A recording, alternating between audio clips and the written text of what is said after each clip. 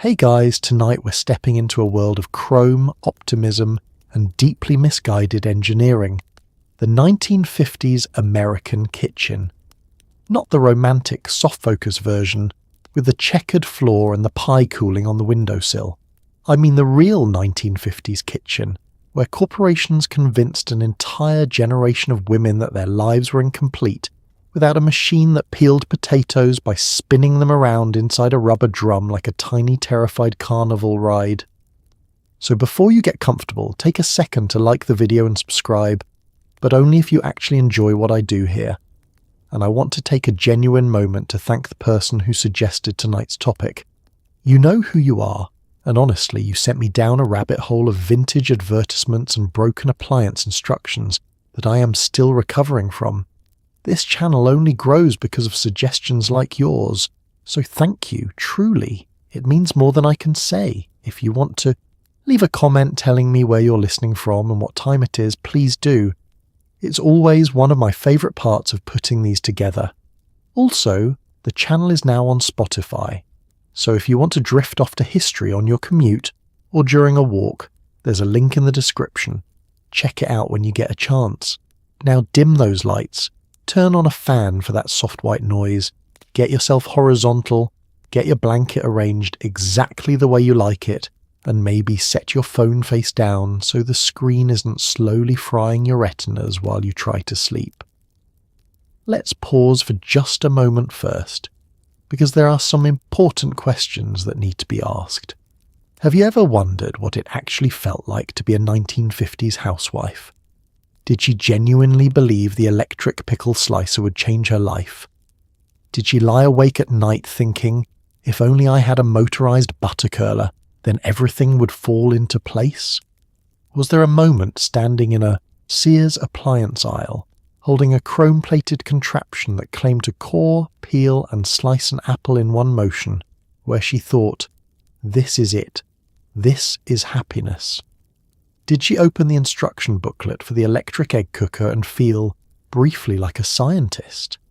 Did she ever regret buying the machine that was supposed to make meatloaf in the shape of a castle? Did anyone at any point use the automatic gravy stirrer more than once? And how many of these gadgets ended up shoved in the back of a cabinet next to a mystery tool she'd also forgotten the purpose of? Congratulations, you've just woken up in 1953. The kitchen smells like Crisco and ambition. There is a sponge cake cooling on the counter, and a countertop appliance humming ominously in the corner that no one has properly turned off. You're wearing an apron. You have a to-do list. And somewhere in this kitchen, there is a gadget that is absolutely 100% about to make your morning significantly worse. Let's talk about the dream first, because it was a very specific, very aggressively marketed dream. After the Second World War, American manufacturers found themselves with enormous factories, advanced production technology, and a burning need to sell things to people who had spent the last several years being told to ration everything. The solution was simple and slightly diabolical. Convince American women that the kitchen was not just a room, it was a project. A project that required equipment, lots of it, gleaming, chrome-plated, pastel-coloured equipment that promised to turn every meal into an achievement and every homemaker into something approaching a domestic engineer. The magazines agreed, the television commercials agreed, and slowly America agreed too. Between 1945 and 1960, the number of electrical appliances sold in the United States exploded.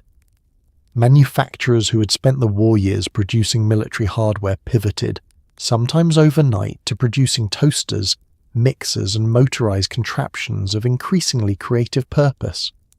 The American home became the new frontier, and the kitchen was its most strategically important territory. If you could sell a woman a machine for the kitchen, you could sell her a vision of herself, modern, efficient, liberated from drudgery by the miracle of electricity and precision engineering. The advertising was extraordinarily effective, and it operated on a very particular kind of logic. The logic went like this. Your grandmother did this by hand, and it was hard and slow and exhausting. Now there is a machine. Therefore, buy the machine. The fact that the machine sometimes made the task harder, slower or more exhausting than doing it by hand was not featured in the advertising copy. What was featured was a smiling woman in a coordinated kitchen ensemble, holding the device at a flattering angle, looking not merely competent but genuinely, radiantly happy about whatever it was the device did. You had to have the right equipment, not just functional equipment, the right equipment. The kind that was visible on the counter when guests came over, the kind that signalled you were keeping up, staying current, living the modern life that America had promised you after all those years of wartime sacrifice. A bare countertop was practically a moral failing. An outdated appliance was a conversation starter you did not want to have, and so the kitchens filled up, slowly at first, then quickly, then comprehensively. Every surface acquired something. Mixer here, toaster there, electric can opener by the window, egg cooker near the stove, juicer on the left end, something chrome and mysterious on the right end that someone had received as a wedding gift and had not yet identified with certainty. It is worth noting that many of these appliances were genuinely useful, and several of them, the stand mixer, the automatic toaster, the electric range, represented real improvements in domestic life. The 1950s kitchen was not entirely a carnival of bad decisions. It was, however, a carnival, and the bad decisions were magnificent. What made the era so particularly interesting is that it caught an entire generation at a specific cultural moment, educated enough to be persuaded by technical language, aspirational enough to want the best, and not quite experienced enough yet to know that chrome finish and a 4-page instruction booklet do not always indicate a product that works. The women who bought these gadgets were not foolish. They were optimistic. They believed in progress. They believed that if a thing had been manufactured, boxed, and advertised in a national magazine, someone somewhere had verified that it did what it claimed. Sometimes that was true, and sometimes it was a motorized Aspic mould. We'll get to both. Boiling an egg is, by all objective measurements, one of the simplest tasks a human being can perform. You put water in a pot. You put the egg in the water. You wait. And yet, somewhere in the great industrial imagination of the early 1950s, someone sat down and thought, what if we made a machine for this? The automatic electric egg cooker arrived in American kitchens like a small appliance messiah, promising perfectly cooked eggs every single time, soft, medium, or hard, at the push of a button. The advertisements showed smiling women in immaculate dresses holding the device as though it were an Oscar. What the advertisements did not show was the learning curve, the exploded eggs, or the cleaning process, which somehow involved more steps than just washing a pot. The electric egg cooker worked on a steam principle. You added a precise amount of water, and the word precise is doing significant labour in that sentence, to the base of the unit, placed your eggs in a fitted rack, closed the lid, and allowed the water to heat and steam until it evaporated, at which point the machine considered the eggs done. The amount of water you added determined how cooked the eggs would be. Too little water and the eggs were soft, too much and they were hard. The instruction booklet included a chart. The chart was very small and very confident. Here is the thing about the water measurement. It had to be exact. Not approximately exact. Exactly exact. The difference between a soft-boiled egg and a medium-boiled egg was something in the range of 2 tablespoons of water. 2 tablespoons. If you've ever tried to measure 2 tablespoons of water at 7 in the morning before your first cup of coffee, wearing an apron, while also making toast and monitoring a child, you understand the design flaw immediately. Most people just guessed. The eggs were unpredictable. When the water evaporated, a buzzer sounded.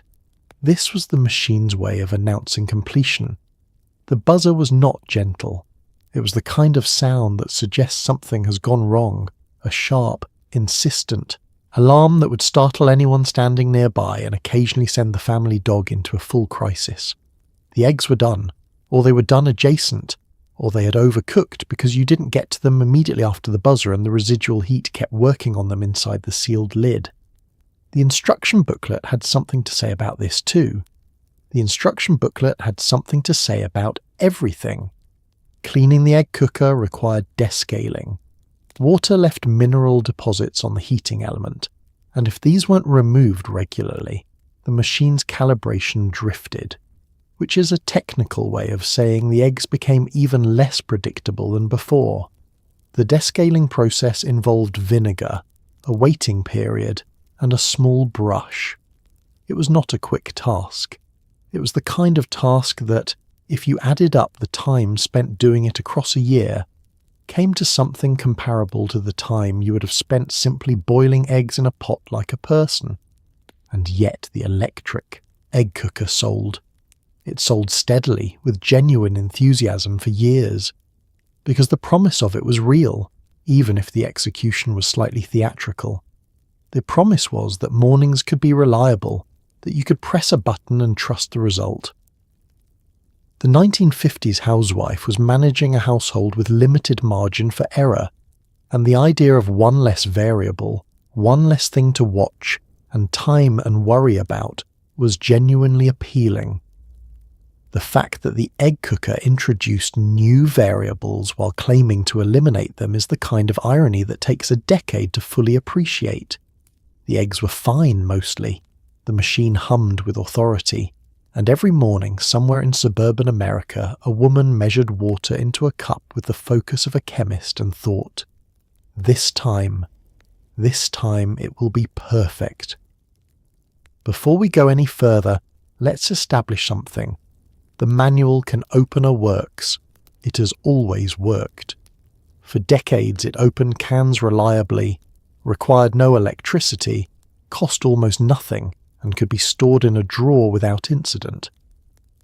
And yet the 1950s handed us the electric can opener, a countertop appliance the size of a small radio, permanently mounted in some homes, that performed the exact same function with considerably more ceremony. The electric can opener did not open cans faster, it did not open them more cleanly.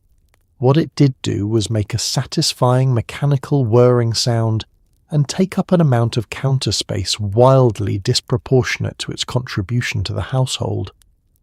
The electric can opener operated by gripping the lip of the can between a cutting wheel and a driving wheel, then rotating the can while the blade cut through the lid in a smooth, continuous motion. This was genuinely satisfying to watch. The first time you used one, there was something almost hypnotic about watching the can rotate steadily, under its own mechanical momentum. It felt modern. It felt effortless. It felt, if you were in the right frame of mind on the right morning, like progress. The reality of long-term ownership was more nuanced. The cutting wheel accumulated food residue. Not just a little, a significant amount of food residue collected in the tight space where the blade met the mechanism, in a location that was extremely difficult to clean properly. Manual can openers had the same issue technically, but a manual can opener cost very little and could be replaced without ceremony. The electric model was a fixture. It was screwed to the wall in some households, or positioned in a dedicated spot on the counter with the authority of an appliance that was not going anywhere. You cleaned it with a small brush and a degree of determination. There was also the question of the lid. The manual can opener left the lid attached on one side, balanced over the opening, easy to remove with a finger. The electric can opener detached the lid completely, which sounds like an improvement until the lid fell into the contents of the can because there was nothing holding it once the seal was broken, and you then had to fish a sharp metal disc out of your cream of tomato soup with a fork. Some models incorporated a magnet to catch the lid. The magnet worked approximately 70% of the time, which is not the percentage you want from a system designed to keep sharp metal out of your food.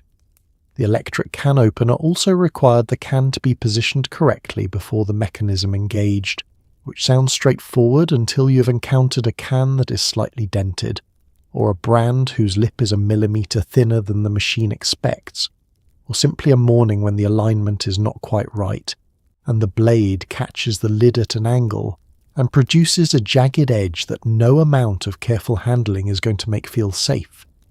In these situations, the electric can opener required more effort to operate correctly than the manual version would have required from the beginning, and yet here is the part that must be said honestly. The electric can opener was everywhere. It became a standard feature of the American kitchen for decades. It was on counters and under cabinets and in appliance stores and in wedding registries. It outlasted dozens of other gadgets from the same era and continued to sell through the 1960s, 70s and 80s with no apparent reduction in enthusiasm. Because it was convenient mostly, because it was electric, which still carried a certain weight of modernity even after the novelty had worn off, and because once you have a can opener mounted on your wall, you're not going to go back. You will clean it with a little brush and fish the occasional lid out of the soup and call it a reasonable trade. Some things become fixtures not because they are superior, but because they are already there. The electric can opener understood this, and it settled in for the long haul. There is a special category of 1950s kitchen gadget that existed, not to make cooking easier, but to make it more complicated in a way that felt productive. The motorized meat tenderizer attachment falls firmly into this category. The idea was straightforward. Instead of pounding a cut of beef with a mallet like a cave person, you would feed it through a machine fitted with tiny metal teeth that would perforate, soften, and otherwise prepare it for cooking. In theory, this was progress.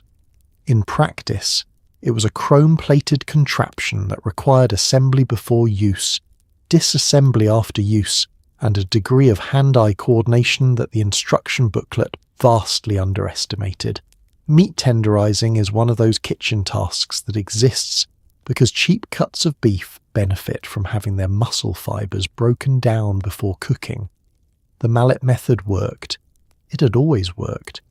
It was loud and slightly aggressive and left the kitchen counter looking like the site of a minor incident, but it produced reliably tender meat in under 2 minutes. The motorized attachment promised to do the same thing more quietly, more evenly, and with considerably more dignity. 2 of those 3 claims were partially true. The motorized tenderizer consisted of a set of small blades or needles mounted on a rolling drum, driven by either a hand crank or a motor attachment that connected to a stand mixer, and here is where it gets specifically complicated. Because the tenderizer attachment was not a standalone device. It was an accessory. It attached to something else, usually a stand mixer, via a port on the front of the machine specifically designed for auxiliary equipment.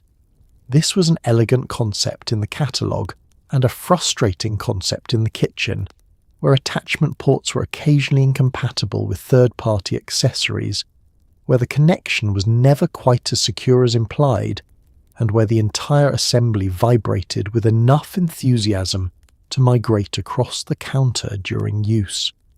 You placed the meat, flattened, positioned, and ideally uniform in thickness, beneath the rolling drum and passed it through. The needles or blades pierced the surface, breaking down the fibres. This part worked. The meat genuinely was more tender afterward. The process was even. The result was real. And if this had been the whole story, the motorized tenderizer would be remembered fondly. But the whole story included cleaning. The needles were small. There were many of them. They collected meat residue in the narrow spaces between each blade with the quiet thoroughness of something that had been specifically designed to be difficult to clean. Getting them properly sanitized required either a specialized brush, a toothpick, or a degree of patience that most people had already exhausted on the assembly process. There was also the question of what happened when the cut wasn't perfectly flat. thick edges caught. Uneven surfaces created uneven pressure. The machine handled a uniform 1-inch steak with confidence and handled everything else with something closer to argument. You fed the meat through and watched the blades catch on a thicker edge, and the whole mechanism shudder slightly, and you made a note to trim more carefully next time, and next time you forgot. Eventually, most households went back to the mallet. The mallet was loud and it left the counter looking like a crime scene, and it required no attachments and no cleaning protocol more complicated than wiping it down. The mallet did not vibrate across the counter. The mallet did not have an attachment port. The mallet, it turned out, was already the right answer, and the motorized tenderizer was an expensive way to arrive back at that conclusion. Of all the promises made by 1950s kitchen gadgetry, few were as ambitious, or as catastrophically unreliable, as the automatic cake decorator. The concept was born from a genuine frustration. Professional cake decorating required skill, a steady hand, and years of practice. The automatic decorator promised to eliminate all of that. You would simply load frosting into the device, select your pattern, press a lever, and the machine would pipe perfect roses, stars, and borders onto your cake with mechanical precision. The advertisements featured cakes that looked like they belonged in a department store window. The cakes that came out of the average American kitchen looked like something had sneezed on them with artistic intent. The automatic cake decorator was essentially a mechanized pastry bag, a cylinder or syringe-type device that held frosting under pressure and released it through interchangeable tips at a controlled rate when the trigger or lever was engaged. The tips were the key to the whole system. Each one produced a different shape: a star tip for rosettes, a round tip for writing, a petal tip for flowers, a serrated tip for borders. The kit included several of them, stored in a small case that looked reassuringly professional. The instruction booklet showed the result you could achieve with each tip. The results in the booklet were perfect. They were always perfect. Here is what the booklet did not adequately address: the relationship between the frosting and the temperature of the room. Frosting has a narrow window of ideal consistency. Too warm and it flows before you intend it to, producing shapes that begin with purpose and end with a kind of mournful droop. Too cold and it resists the mechanism, requiring more pressure than the trigger was designed to handle, which meant either the frosting didn't come out at all, or it came out suddenly and all at once, in a way that technically constituted a pattern, but not the one you had selected. The pressure management was the other challenge. A professional pastry bag is controlled by the baker's hand.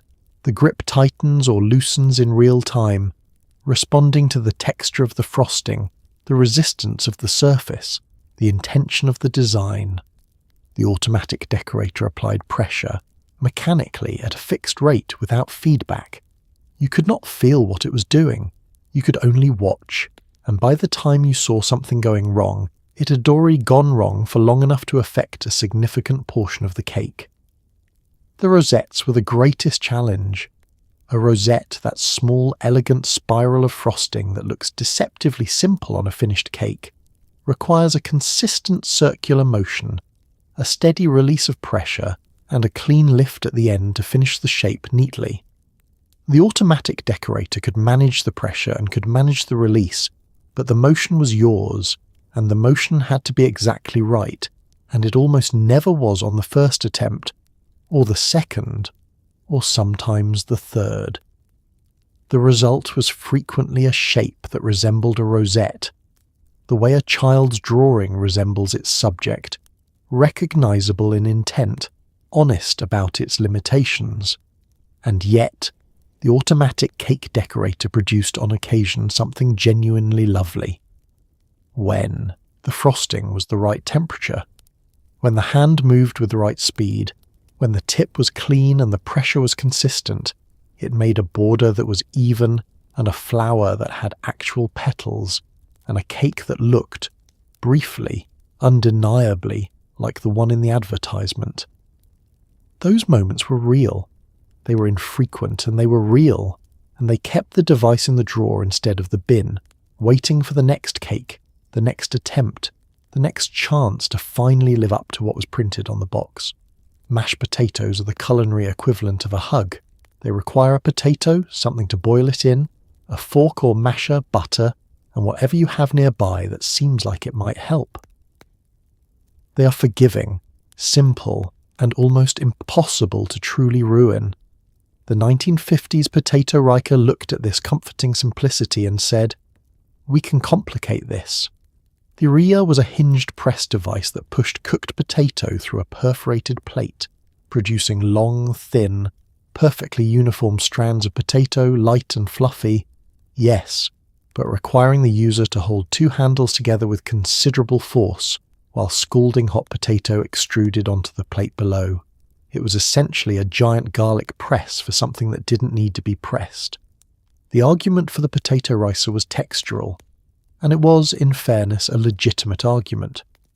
Mashing potatoes with a standard masher left small lumps, not unpleasant lumps, lumps that most people eating mashed potatoes would describe as normal and fine, but lumps nonetheless.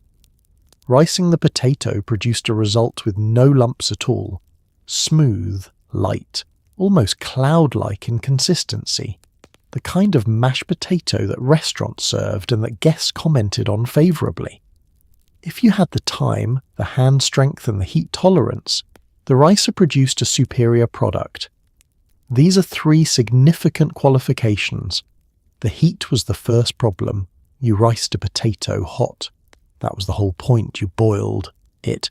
You drained it, and you immediately riced it while it was still steaming, because cooling changed the texture, and a cold rice potato was a gluey, dense disappointment. So you were handling a device full of extremely hot potato, squeezing the handles together with your palms and fingers in close proximity to steam, working quickly because time mattered, and trying simultaneously to direct the extruding strands into the bowl without them landing on the counter, your arm, or the floor.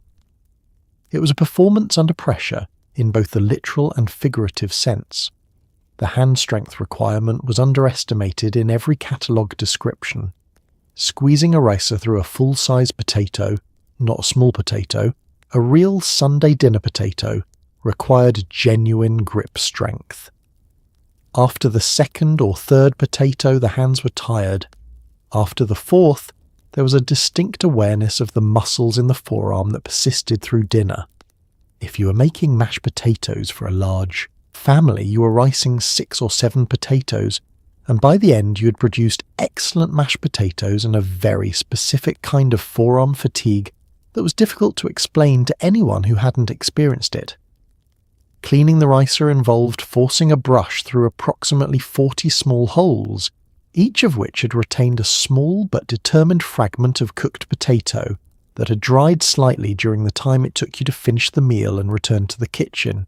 Dried cooked potato in a small perforated plate is the kind of cleaning challenge that makes you reconsider your choices.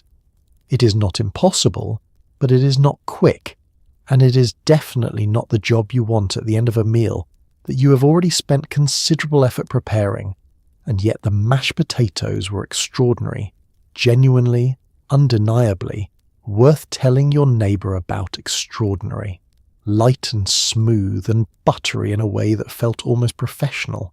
So the ricer stayed, it sat in the drawer next to the regular masher, and on ordinary Tuesdays the masher came out, and on holidays and special occasions and dinners where impression mattered, the ricer came out, and someone squeezed 6 potatoes through 40 small holes and produced something perfect, and it was, against all reasonable expectation, completely worth it. Let's be honest, ice crushers had a legitimate purpose. Cocktail culture was enormous in the 1950s, and crushed ice made drinks look elegant and taste cold in a way that full cubes couldn't quite replicate. The electric countertop ice crusher arrived as a sensible solution to a genuine need. What no advertisement mentioned, not once, across any magazine, television spot or in-store demonstration was the sound. The electric ice crusher did not quietly process ice. It screamed, It rattled. It produced a noise somewhere between a dental drill and a motorcycle struggling uphill that could be heard from 2 rooms away and made everyone in the house feel, briefly, as though something had gone terribly wrong. The electric ice crusher worked by feeding cubes of ice from a hopper down into a set of rotating metal blades that broke them apart at speed and discharged the crushed result into a container below. This was mechanically sound. The blades were sharp, the motor was powerful, and the process took only seconds. In terms of its stated purpose, taking large pieces of ice and making them smaller, it worked precisely as described. The issue was not the function. The issue was the acoustic experience of the function. Ice resists. That is a fundamental property of ice. When you break it, it does not go quietly.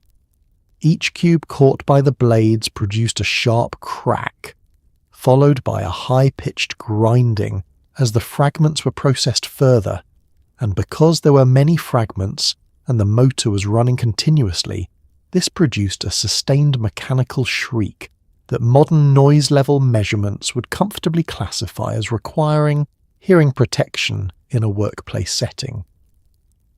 The 1950s kitchen had no such classification system, but the neighbours may have had opinions. Timing mattered enormously. Using the ice crusher during a cocktail party, when the room was already loud with conversation and music, was fine. The noise dissolved into the general festivity and people appreciated the crushed ice in their drinks. Using the ice crusher at any other time, early morning, during nap time, after 9 in the evening, or in the middle of a phone call, was a domestic event that required warning and apology.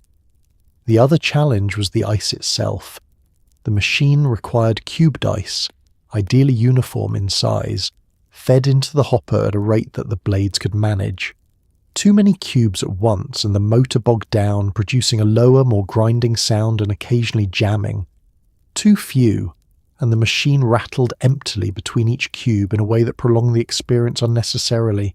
You learned to feed it, steadily, by hand, cube by cube, standing at the counter with the motor screaming and your hands shuttling ice into the hopper with the focus of someone operating a machine that demanded respect. But oh, the crushed ice, cold and fine and perfect in a glass of iced tea on a July afternoon, or mounded in a cocktail that looked like it had come from an actual bar. It made the drinks better. It made the drinks look better. And in the 1950s, where entertaining at home had been elevated to near competitive levels, presentation mattered. You put up with the noise, you warned the children, you developed a system, and the crusher sat on the counter in full view, because a household that crushed its own ice was a household that was doing things right, and everyone who came over for drinks could see it, gleaming and chrome-plated right there on the counter where it absolutely, permanently lived. Today's salad spinner is a marvel of elegant simplicity, a bowl, a basket, a lid, a pull, cord, 12 seconds of effort and your lettuce is dry. The 1950s equivalent was not a spinner.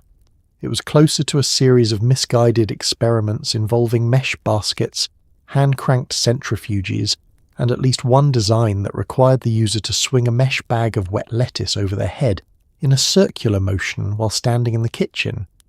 This was a real suggestion.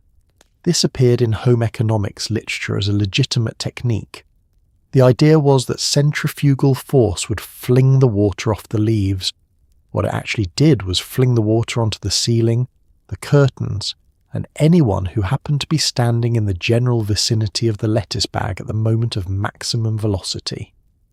The problem the lettuce dryer was attempting to solve was real. Wet lettuce is a genuine salad issue. Water on lettuce dilutes dressing, makes leaves go limp faster, and produces a salad that pools liquid at the bottom of the bowl in a way that is visually unappealing and texturally disappointing. Getting lettuce dry was a legitimate goal. The 1950s offered several solutions to this goal, and they ranged from moderately sensible to genuinely alarming. The most sensible option was the wire mesh salad basket, a hinged metal frame lined with mesh, into which you placed washed lettuce, closed the frame, and then took the whole thing outside and swung it in circles at arm's length until the water flew off. This worked. It also required going outside, which in winter or rain, or in a kitchen that did not have convenient access to outdoor space, was not a practical daily option. The technique had a rural pre-war quality that sat uneasily alongside the aspirationally modern 1950s kitchen aesthetic. You were not supposed to be swinging a wire basket of lettuce in the back garden. You were supposed to have equipment. The indoor salad drying centrifuge was the equipment. It was a hand-cranked device vaguely resembling a small churn that held a mesh basket inside a larger container. You placed the lettuce in the basket, closed the lid and turned the crank, which spun the basket and flung the water outward into the container walls. This worked adequately when the crank was turned at a consistent speed, which required a degree of mechanical commitment that faded quickly after the first 30 seconds. Slow cranking produced slow spinning, which produced damp but not dry lettuce, which was arguably worse than simply patting the leaves with a towel because it had taken 3 minutes to get there. The instruction for the overhead swinging method, which, to be clear, did appear in period household management guides, specified that the bag should be swung briskly and in a controlled arc. Neither of those qualifiers were enforced by physics. What physics enforced was the transfer of momentum from the swing to the water to whatever surface the water reached first. In the kitchen, that surface was typically the ceiling, the wall nearest the window, or the cook herself, depending on the angle of the arc at the moment the bag reached peak velocity. The lettuce was dry. Everything else was not. Paper towels, as it turned out, were the answer. Simple, unglamorous, available in every grocery store and requiring no instruction manual, no crank, and no overhead clearance. The 1950s spent considerable energy solving the lettuce problem with machinery, and the answer was already on the shelf next to the cleaning products the whole time. The waffle iron is a noble appliance. It does one thing, it does it well, and it does it in a satisfying geometric grid pattern that makes even plain batter feel architecturally interesting. But the 1950s waffle iron was not content with this quiet competence.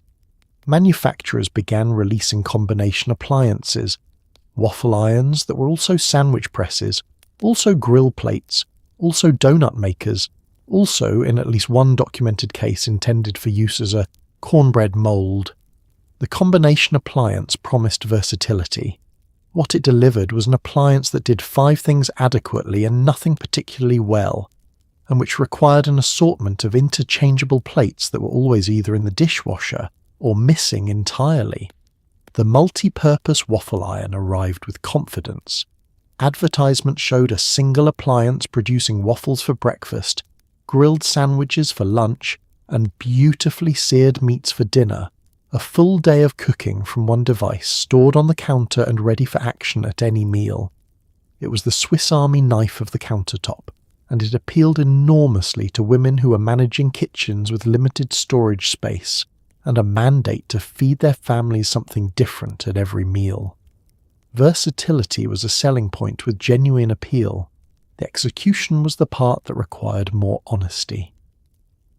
The interchangeable plates were the heart of the system and the source of most of its problems.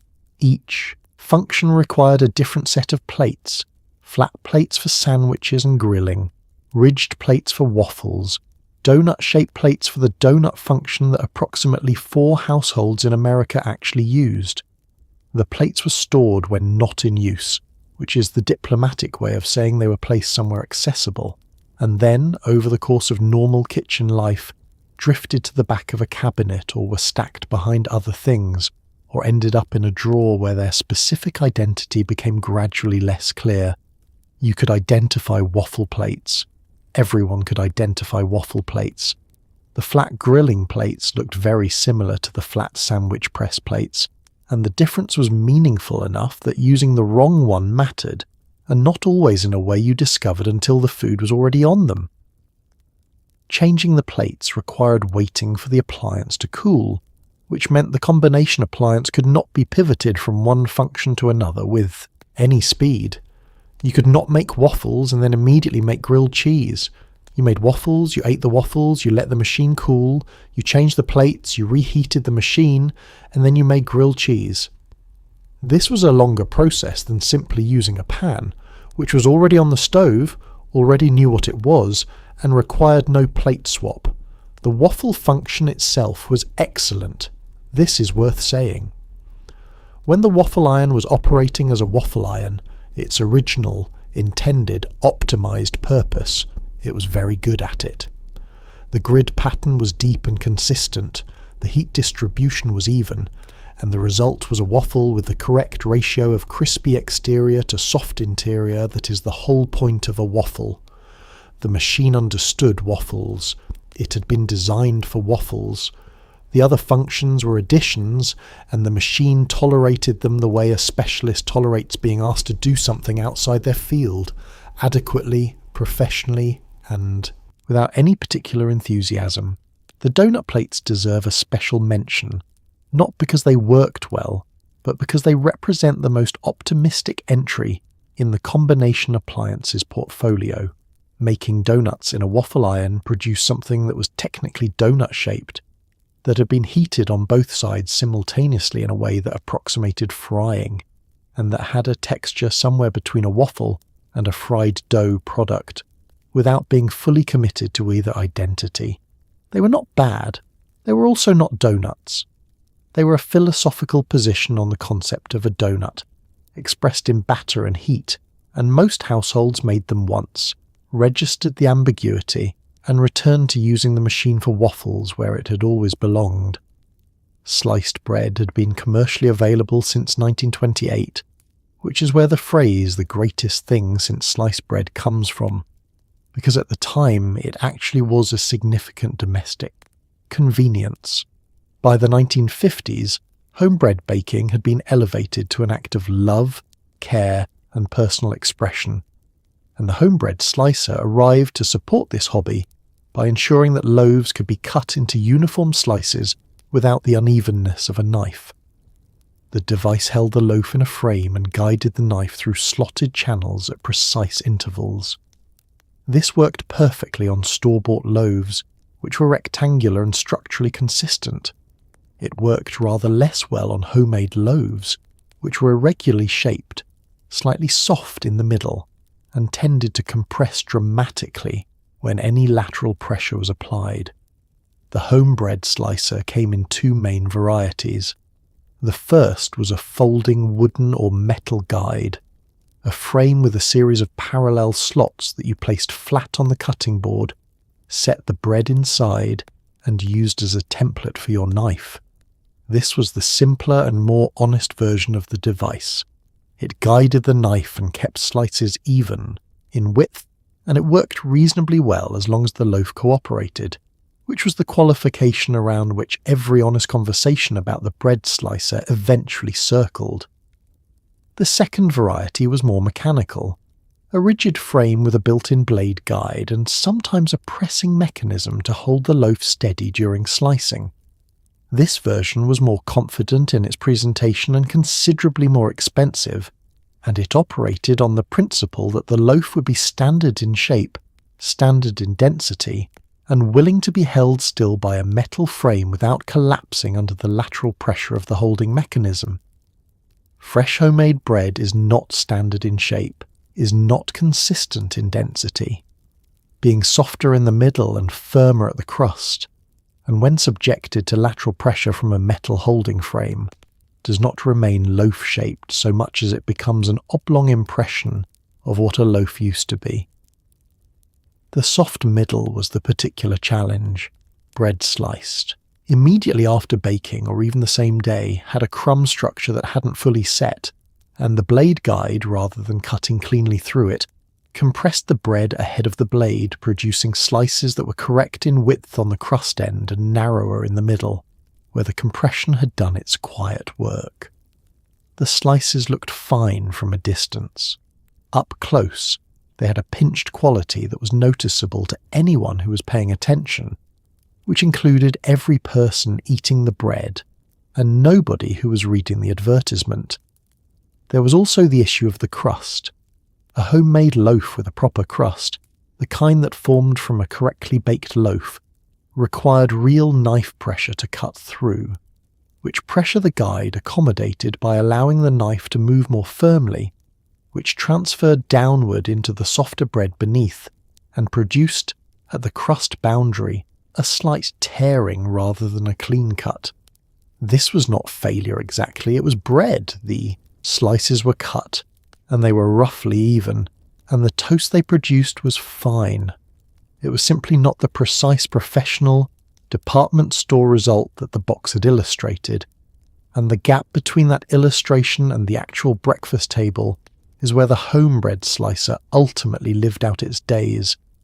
Most households used the slicer for a season and then returned to the knife, which had the significant advantage of being guided by a human hand connected to a human brain that could feel the resistance of the crust and adjust pressure in real time without needing a manual.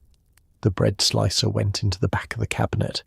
The knife stayed on the counter, and every loaf that came out of the oven afterward was sliced slightly unevenly, with great confidence, and nobody minded at all.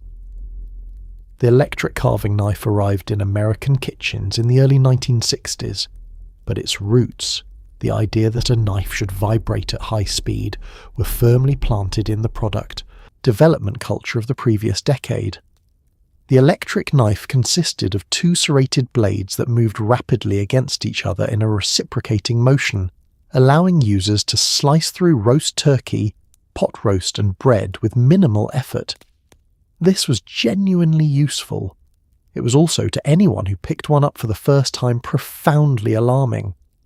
The sensation of holding a vibrating double blade while attempting to carve a bird in front of the extended family is difficult to describe, but the words confident and relaxed do not feature prominently. The electric knife was developed in response to a real problem.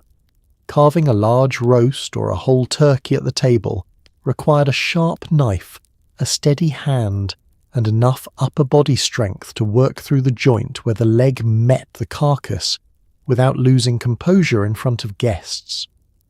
It was a performance, and it was one that not every household's designated carver could pull off with consistent dignity. The electric knife eliminated the strength requirement. You held it, you pressed it gently against the meat, and the blade did the work. The slices were even, the effort was minimal, and the speed was genuinely impressive. On a large holiday bird, the electric knife was faster than any manual blade in inexperienced hands by a significant margin.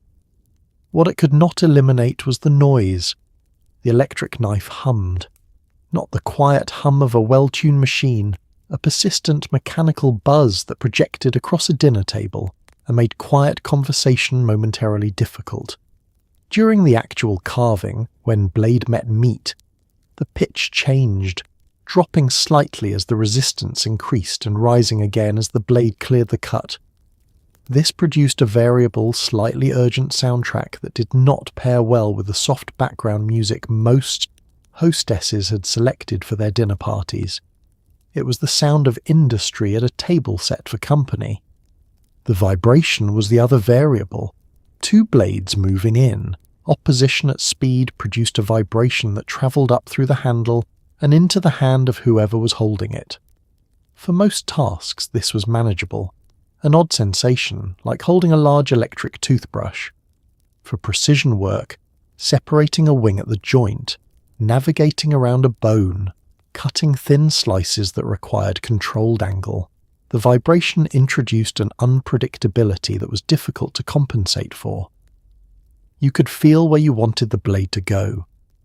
Getting it there with a vibrating handle required a particular quality of concentration that was hard to maintain while also fielding questions from relatives about whether you wanted white meat or dark. Storage was its own chapter. The electric knife came with a case, or a wall-mounted bracket, or a designated drawer insert depending on the model and the decade. The two blades detached from the handle for cleaning and storage, and they went back together in a specific way that was intuitive after the fifth. or sixth time and mildly hazardous before that. Blades handled carelessly were sharp blades handled carelessly, regardless of whether they were currently attached to a power source. Several households developed a firm protocol about who was allowed to handle the electric knife blades and under what circumstances, and these protocols were taken seriously. And yet the electric knife persisted, and it persisted for good reason. On Thanksgiving, with a 20-pound turkey resting on the carving board and a table full of people waiting, the electric knife was an act of mercy. The slices came off cleanly, in volume, with speed. No sawing, no wobbling, no moment where the carver had to reposition and hope nobody noticed. It was loud and slightly unnerving and completely worth it, and every household that owned one knew exactly where it lived in the drawer, because once a year, without fail, they needed it. Fresh corn on the cob is one of summer's great pleasures. It requires butter, salt, and patience. What it does not require is a specialized countertop device for removing the kernels, and yet the 1950s corn cutter arrived in mail-order catalogues with the kind of full-page enthusiasm usually reserved for automobiles. The corn cutter was essentially a metal cylinder with a blade inside that the user would push an ear of corn through, stripping the kernels as it emerged from the other end. This worked adequately when the corn was a perfect standard-sized ear. It worked considerably less well when the ear was too large, too small, slightly curved, or, as most actual corn tends to be, a combination of all three. The corn cutter was sold on the premise that removing kernels from cobs was a tedious, time-consuming task that modern technology could improve. This premise was not entirely false. Cutting corn from the cob with a knife required a steady hand, a stable surface, and the acceptance that kernels would scatter across the cutting board, the counter, and occasionally the floor in a radius that suggested the corn had strong feelings about being separated from its cob. The corn cutter promised to contain the whole operation inside a device, producing a clean result with less mess. The word mess was doing significant work in that promise. The device itself was a straightforward concept, a cylindrical housing with an internal blade that stripped the kernels as the cob was pushed through from the top. The kernels fell into the base of the housing for collection, and the spent cob emerged from the bottom, stripped and somewhat bewildered looking. When this worked, it worked with a satisfying efficiency that justified every word of the catalogue description. The kernels were contained, the process was quick, and the result was clean. This happened reliably with corn that was exactly the right size. Corn, as a crop, does not produce ears of exactly the right size. It produces ears of various sizes, in various stages of maturity with slight curves and irregularities that are invisible in a field, but become suddenly very relevant when you're trying to push them through a metal cylinder with a fixed internal diameter. An ear slightly too large required force, more force than was comfortable, more force than suggested the device was working as intended, the kind of force that made you question whether you were operating a kitchen tool or attempting to clear a blockage. An ear slightly too small moved through the cylinder without making full contact with the blade and emerged on the other side with half its kernels still attached, which was not the promised result. The curve was the particular problem. Most ears of corn are not perfectly straight. They have a gentle arc, subtle in the hand but significant in a metal cylinder, and when a curved ear was pushed into a straight housing, the blade caught one side of the cob cleanly and the other side not at all, producing a result that was half stripped and half intact and entirely annoying. You could rotate the cob and push it through again, which helped, but by this point you had spent more time on this ear of corn than you would have spent with a knife, without the philosophical challenge of deciding whether you were doing it right. The cleanup involved removing the blade assembly, washing the housing, drying every component before reassembly to prevent rust, and finding somewhere to store a device shaped like a metal cylinder that did not have a natural home in any standard kitchen drawer or cabinet. It typically ended up on a shelf, vertical, next to the bread machine, acquired the same year, used with the same initial enthusiasm. The knife remained the better tool. 2 passes down each side of a cob, a moment to collect the scattered kernels done. Faster than the cylinder, easier to clean, and honest about the mess it made rather than promising to contain it. The corn cutter was optimism in metal form, the belief that the right device existed for every problem, even the ones that weren't really problems to begin with.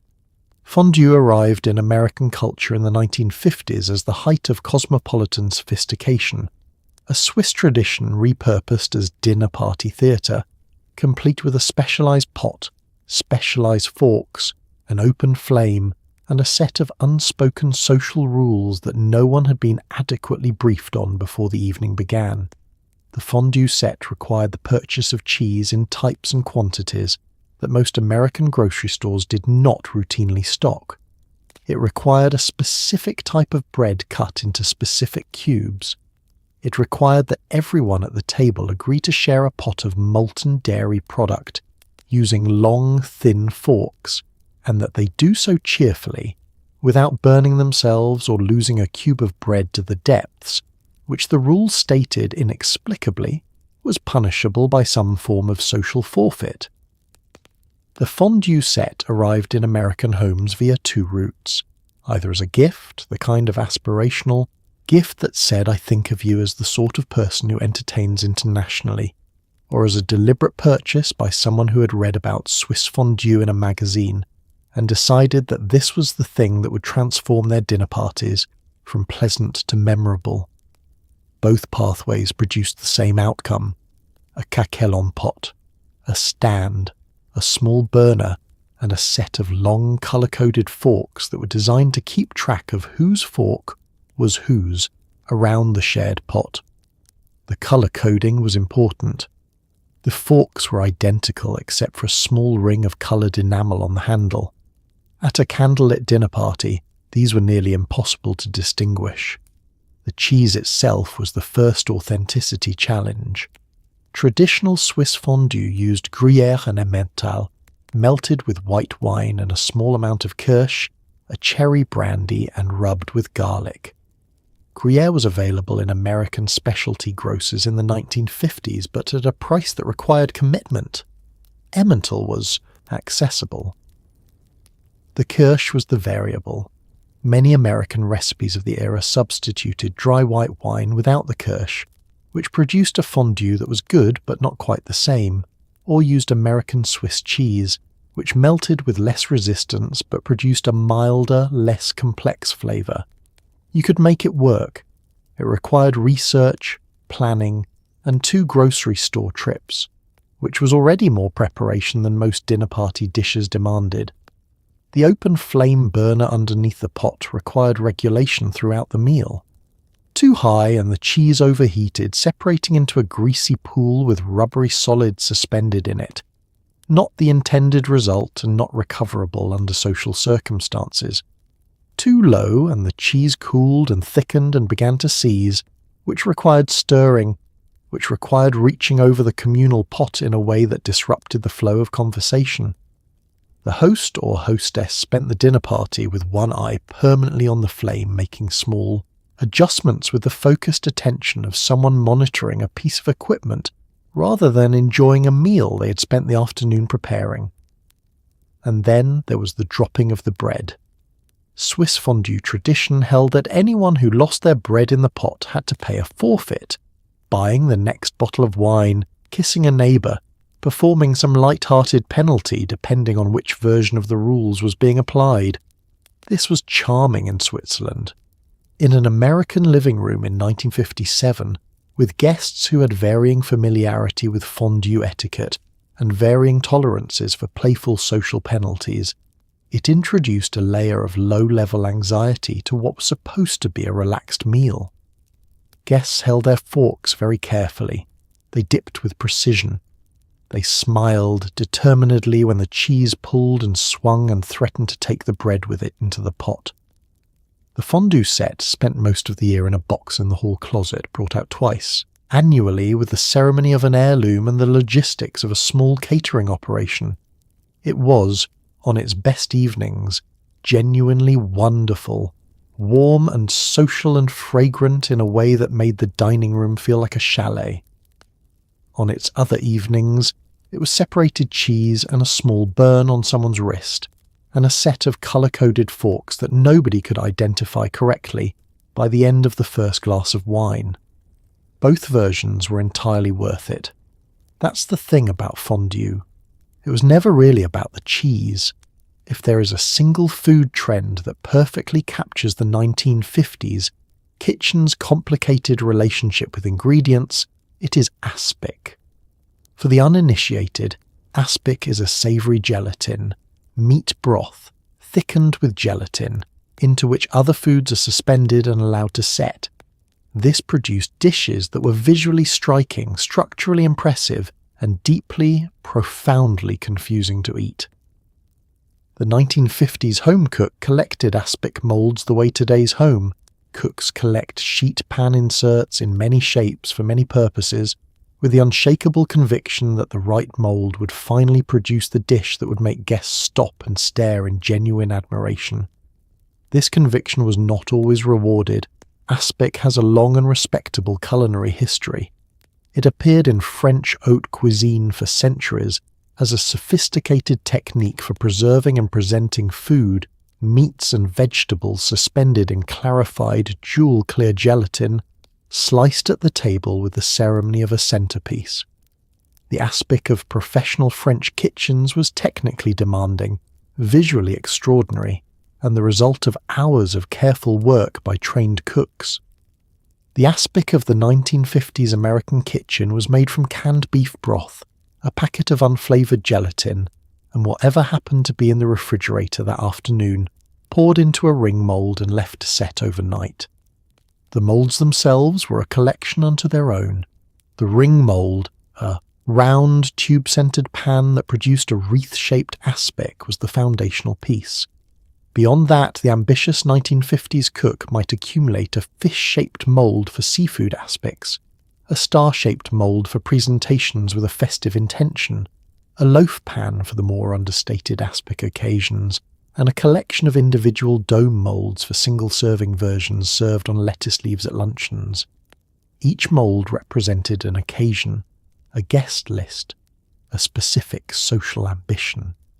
They nested together on the shelf with the quiet dignity of objects that understood their purpose. Unmoulding the aspic was the operation around which the entire endeavour pivoted.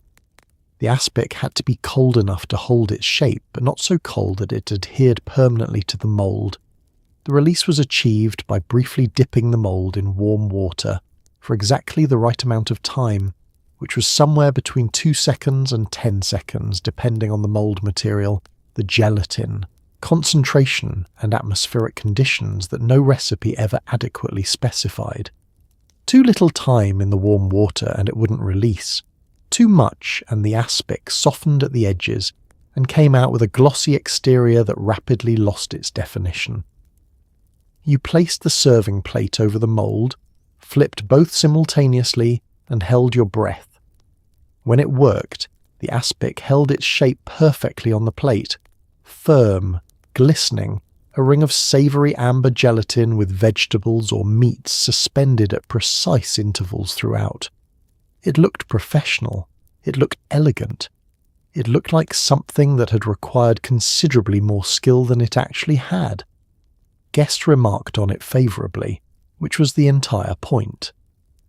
When it did not work, the aspic landed on the plate in a configuration that suggested it had been through something, glistening at the edges and slightly settled in the middle, and you served it anyway and said that it was a rustic presentation, and everyone agreed it tasted wonderful, because warm aspic tastes essentially the same as cold aspic, and the only real loss was the impression. The aspic mould collection outlasted aspic as a fashionable food by approximately 2 decades, remaining in kitchen cabinets across America long after gelatin moulds fell from favour, too large to store easily and too specific to repurpose. monuments to a decade when suspending food in transparent meat jelly and presenting it at the table was considered the height of gracious living. Every kitchen of the 1950s had an appliance that was meant to be used regularly and instead became a permanent fixture, a chrome monument to good intentions and the logistical challenges of actually frying things at home. The countertop deep fryer held a reservoir of cooking oil that needed to be heated, maintained at temperature, and then, here is the part the advertisements glossed over, cooled, strained, and stored after each use. In theory, this was manageable. In practice, the deep fryer was used enthusiastically the first weekend, used again with slightly less enthusiasm the second weekend, and then quietly repositioned to the far end of the counter, where it remained for the rest of the decade, too heavy to move easily and too guilt-inducing to throw away.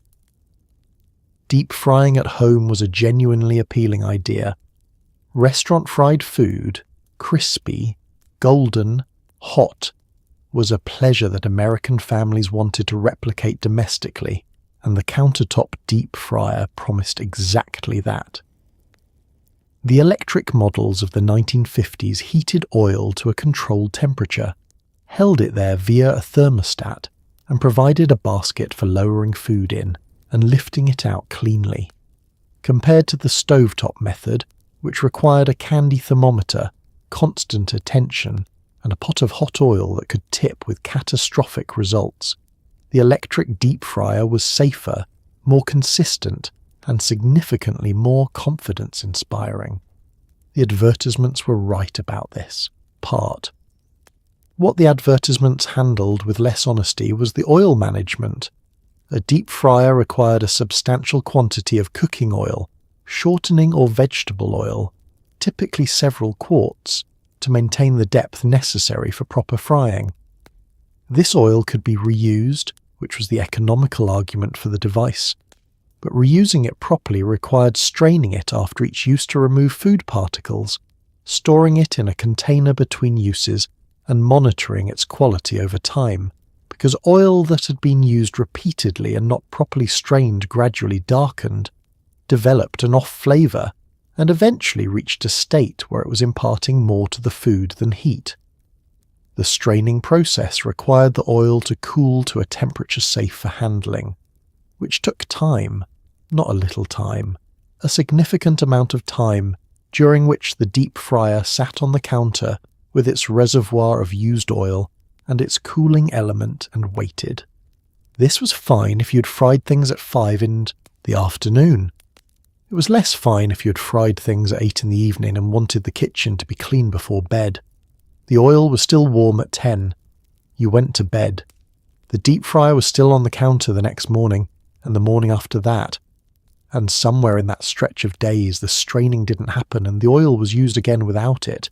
And the oil grew a little darker, and the cycle continued until someone decided to change it, and discovered the straining and disposing of several quarts of used cooking oil was a project requiring newspaper, a large bowl, a fine mesh strainer, and 10 uninterrupted minutes, which was never the moment you had available. The smell was the other permanent resident.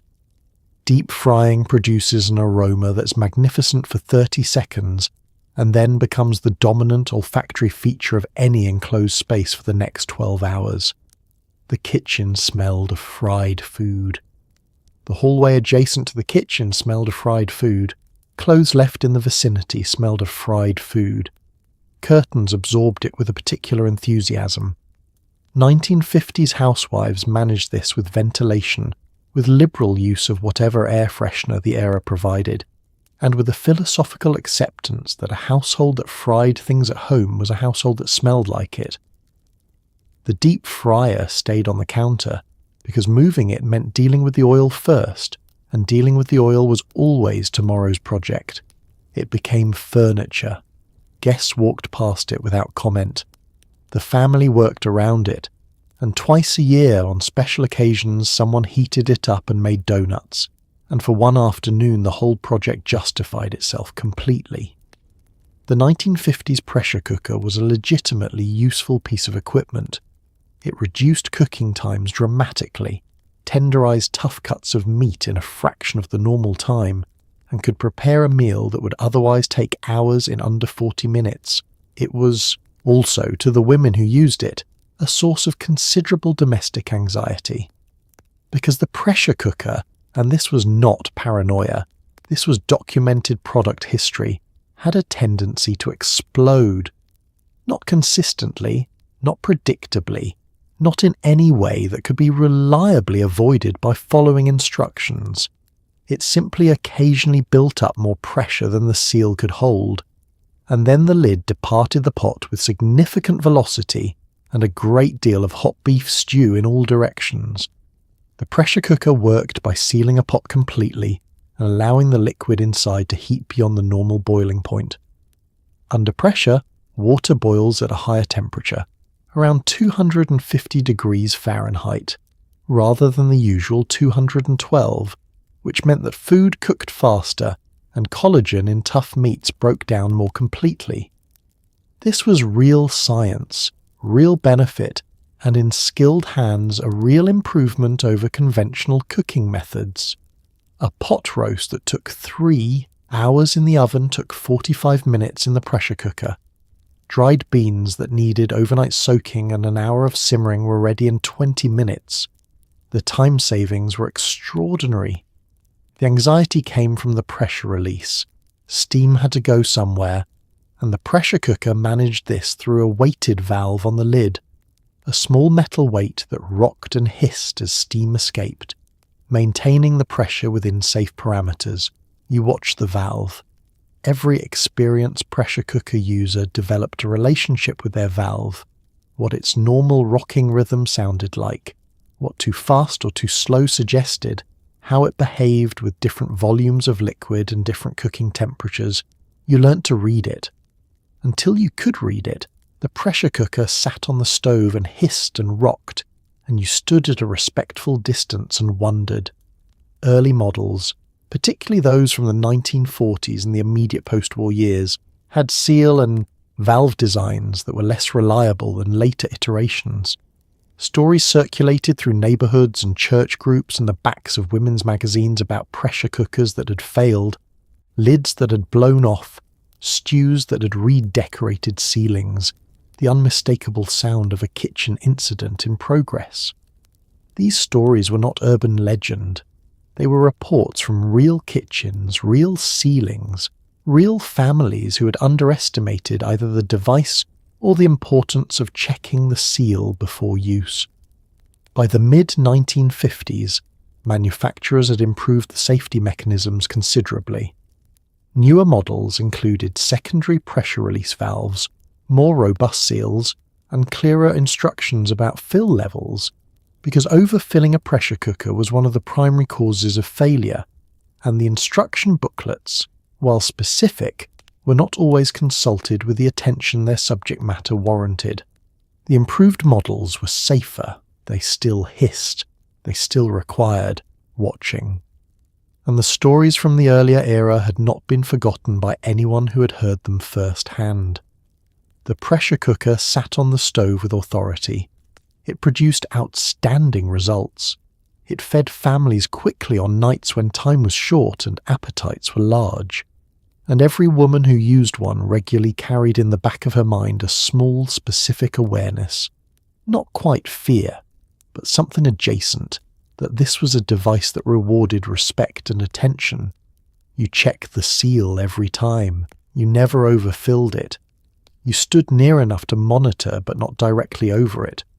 And when the valve rocked steadily and the kitchen filled with the smell of something wonderful, cooking faster than it had any right to, the small awareness faded, replaced by something considerably more satisfying. Dinner, on time, without incident. Fresh juice was a 1950s health obsession, and the electric juice extractor was positioned as the appliance that would make nutritional virtue effortless and delicious. The advertisements showed glasses of luminous orange juice being poured by women in spotless kitchens, who appeared to have just woken up already fully dressed and accessorized. The reality of the electric juice extractor involved feeding whole fruits into a chute, listening to the machine process them at considerable volume, and then disassembling no fewer than 7 separate components for cleaning, including a mesh basket that required a specialized brush and significant patience to fully rinse. This process took longer than the actual act of drinking the juice by a ratio of approximately 5:1. The electric juice extractor of the 1950s was a centrifugal machine. It operated by spinning fruit at high speed against a grating surface that shredded it, then flinging the juice outward through centrifugal force into a collection container while the pulp remained in a separate basket. This was an effective mechanism. The juice it produced was genuinely fresh, genuinely cold, and genuinely better in flavour and in nutritional content than the canned or concentrated alternatives that most families consumed on regular mornings. The case for it was real. Drinking fresh orange juice in the morning felt like a deliberate act of health. The machine made that possible. These are unambiguous points in its favour. The volume at which it made that possible was the first complication.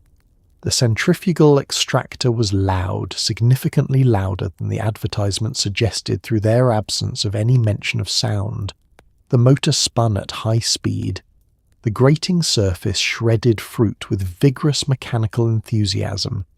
The combination produced a noise level that, in a household where children were still asleep or a spouse worked a night shift, was not a background sound but an announcement. Juice was being made. Everyone within earshot was now aware of it. The fruit preparation added time before the machine even started. Citrus had to be halved or peeled or cut to fit the chute depending on the model. Some machines required the removal of seeds, which lodged in the grating mechanism and affected performance over time if left in. A family of 4 drinking a glass of juice each required a significant quantity of fruit, 6 to 8 oranges for 4 modest glasses, which had to be prepared before extraction began, then fed into the chute 1 piece at a time at a rate the machine could process without jamming. The mesh basket was the cleaning challenge around which all other challenges organised themselves. The basket was a fine metal mesh drum that caught the pulp during extraction. After each use, the pulp had to be removed, tipped out into the compost or rubbish, and the basket had to be rinsed under running water and scrubbed with a small specialised brush to clear the mesh of fruit fibre. Fruit fibre in a fine metal mesh is stubborn. It dried quickly if left, becoming more difficult to remove. It required water pressure and brushwork and a level of attention that made the cleaning process feel like a continuation of the cooking rather than an ending of it. Total time from refrigerator to first sip, 8 minutes with practice, longer without it. Total clean-up time, 15 minutes minimum. The juice was excellent. The math was honest. Most households used the extractor on weekends when the time ratio felt acceptable, and drank reconstituted juice on Tuesday mornings when it didn't. The machine stayed. It was too impressive to give away and too useful to ignore entirely. It sat in its designated spot and waited for Saturday, which was a reasonable arrangement for everyone involved. The butter curler is a small, elegant and completely unnecessary tool that dragged a ridged blade across the surface of cold butter to produce decorative curls suitable for serving at dinner parties. It required the butter to be at a very specific temperature, too warm and the butter smeared, too cold and it shattered. It required a light, consistent pulling motion that took practice to master, and it produced, when everything aligned correctly, a small, attractive curl of butter that would melt immediately upon contact with warm bread, leaving guests with precisely the same amount of butter they would have had if it had been cut into a simple rectangle and placed on a dish without ceremony or trauma. The butter curler arrived as part of a broader 1950s philosophy about presentation, the belief that the table was a stage and every component of the meal was a performance. This philosophy produced extraordinary results when applied to floral centerpieces, pressed linens, and coordinated china. Applied to butter, it produced a specialized tool for transforming a dairy product into a small architectural feature that lasted approximately 4 seconds before melting. The logic was sound, given the era's values. The result was a curled butter that said, "This household takes presentation seriously. This household has a butter curler and knows how to use it. This household is not simply eating, it is dining." The technique required cold butter, refrigerator cold, not freezer cold. Freezer cold butter shattered under the blade instead of curling, producing butter fragments rather than butter curls, which was a different aesthetic entirely and not the one intended. Refrigerator cold butter, pulled across the blade with a quick, consistent stroke, produced a curl that rolled off the tool and held its shape briefly on the serving dish. The motion was a single, confident pull from one end of the butter block to the other, not too slow, which produced a flat ribbon, and not too fast, which produced nothing. The correct speed was somewhere in the middle and was acquired through practice. The serving dish for butter curls needed to be cold. Room temperature china allowed the curls to soften and lose their definition within minutes, which defeated the purpose entirely. The properly prepared butter course involved cold dish, cold butter, freshly made curls, and rapid delivery to the table, a small logistical operation embedded within the larger logistical operation of serving a full dinner. The butter curler was not a tool you could employ casually at the last minute. It was a tool you remembered to prepare for. You took the butter out with adequate time, you chilled the dish, you curled while other things were in the oven, you timed it. Guests receiving butter curls at dinner responded with a particular variety of appreciation, the kind given to something that required effort that the giver chose not to explain. They said how beautiful and helped themselves with a small serving knife, and the curl melted onto their bread roll and dinner continued. The impression had been made, the work had been invisible, the butter had been warm and indistinguishable from any other butter within 30 seconds of leaving the dish. This was the covenant of the butter curler. It asked a great deal and returned something small and temporary, an impression measured in seconds, a detail that only people paying close attention would have noticed at all. And yet butter curlers sold. They remained in kitchen drawers for decades, brought out for company and put away after. Because in the 1950s American kitchen, even the butter was expected to try its best, and somehow, absurdly, sweetly, it did. Here is where we must be fair to the 1950s kitchen gadget industry, because the electric skillet was genuinely, legitimately useful. It maintained a consistent temperature, it could be used anywhere there was an electrical outlet, and it freed up the stovetop for other things. Cooking eggs in the electric skillet was reliable and repeatable. Pancakes came out even. It was, by the standards of the era, a success. And yet, the electric skillet's success bred ambition, and ambition in the 1950s kitchen gadget industry was a dangerous thing. By the mid-decade, manufacturers were advertising the electric skillet as a replacement for the oven, the stovetop, the roasting pan, the casserole dish, and, in one particularly optimistic catalogue, the barbecue grill, a claim that deserves its own moment of silence. The electric skillet worked because its core concept was sound.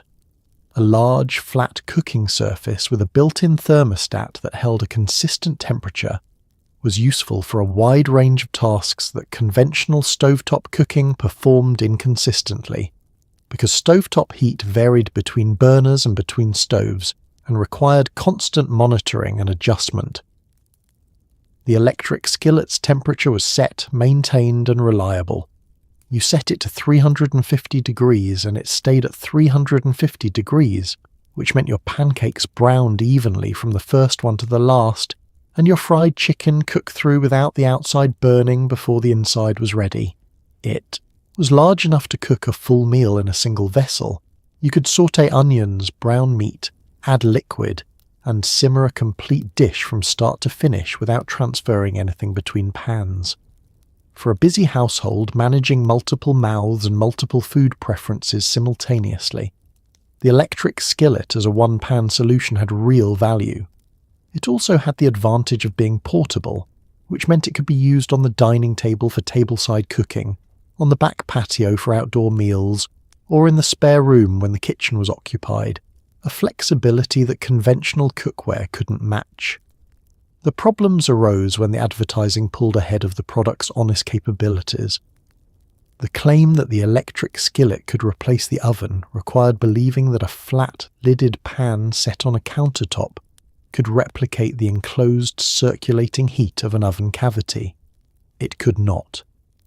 Baking in an electric skillet, bread, cakes, casseroles with cheese toppings produced results that were cooked through but not browned on top, because there was no heat source above the food, only below it. A chicken roasted in an electric skillet emerged pale on top and requiring a separate finishing step to achieve the golden skin that every 1950s roasting recipe assumed was a basic outcome. The grill replacement claim was the most optimistic and the least defensible. The electric skillet could sear a steak and produce grill marks from a ridged pan insert, but the enclosed indoor environment did not allow the fat runoff to flare and produce the char that characterized actual grilled meat. What you got was a very good pan-seared steak, which was its own worthy result, but was not a grilled steak, and anyone who had eaten both knew the difference. The catalogue copy was working very hard in that paragraph, and it deserved a rest. The electric skillet stayed in kitchens for decades because what it did well, it did reliably. Pancakes on Saturday mornings, eggs for a crowd, fried chicken on a weeknight, simmered dishes on Sunday afternoons.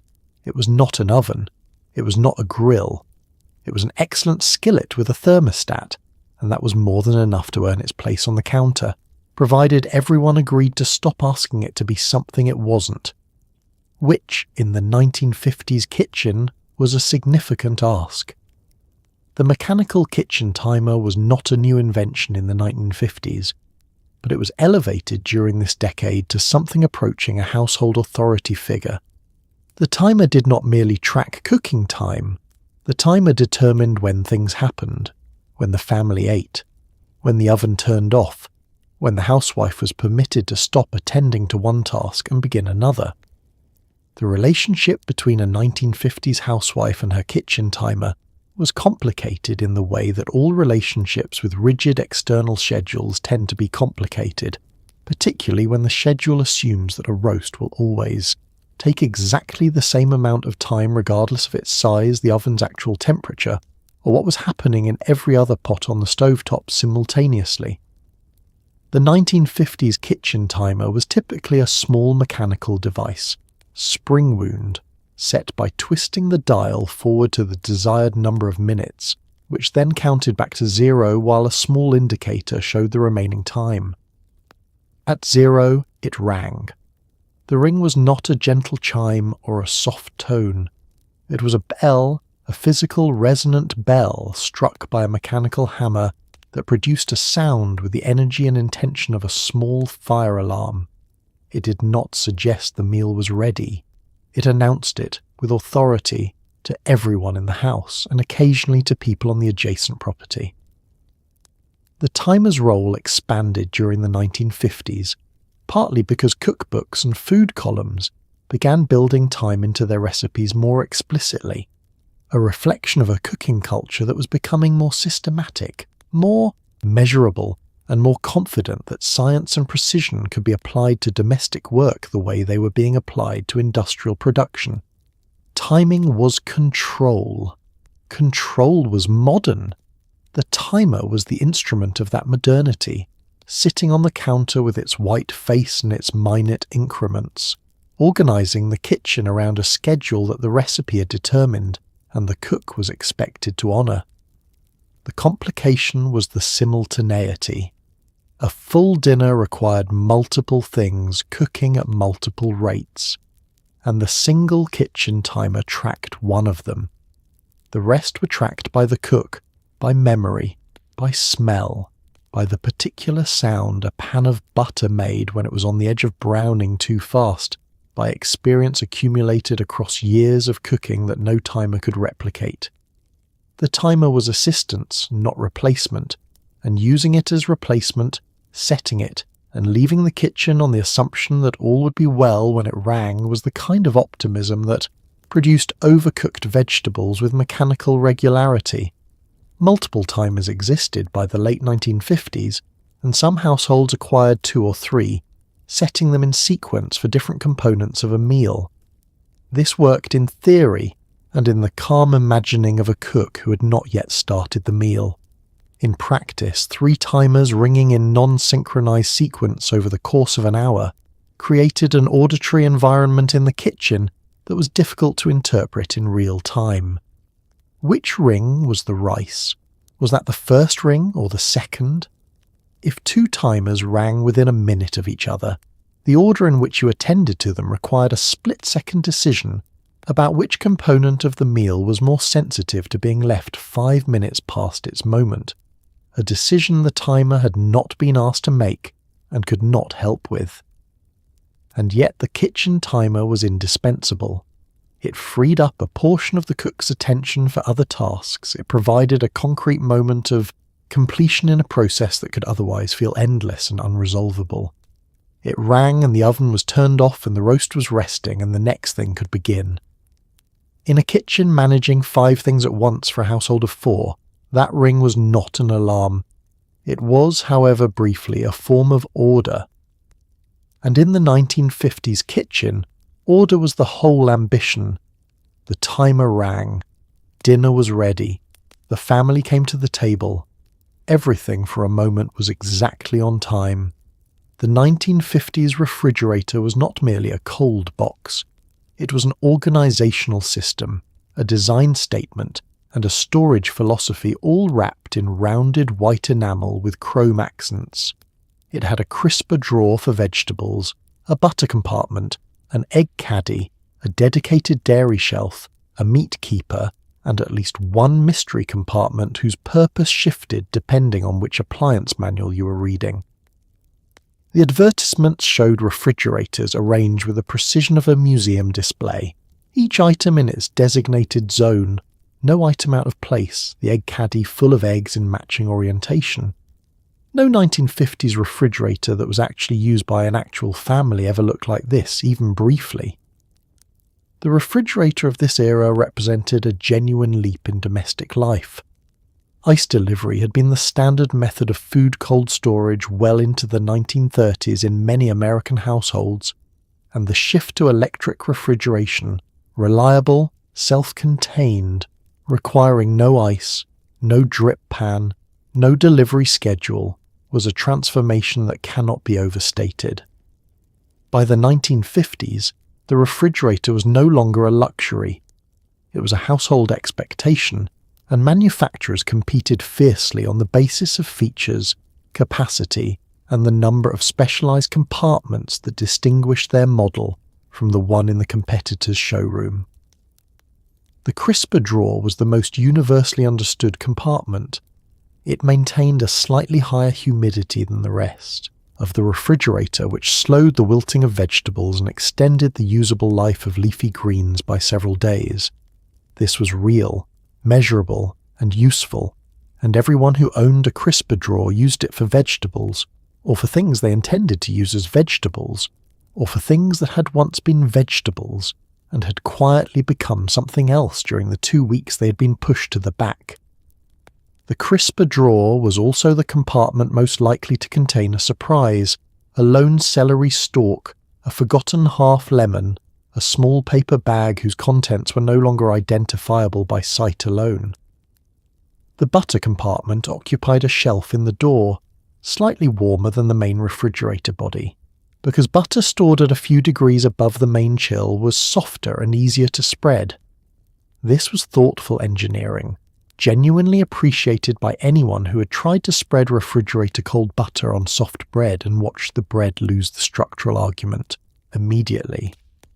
The butter compartment held 1 block, occasionally 2 if space allowed. It was the most consistently used specialized feature in the entire refrigerator, which is perhaps a comment on the hierarchy of 1950s priorities.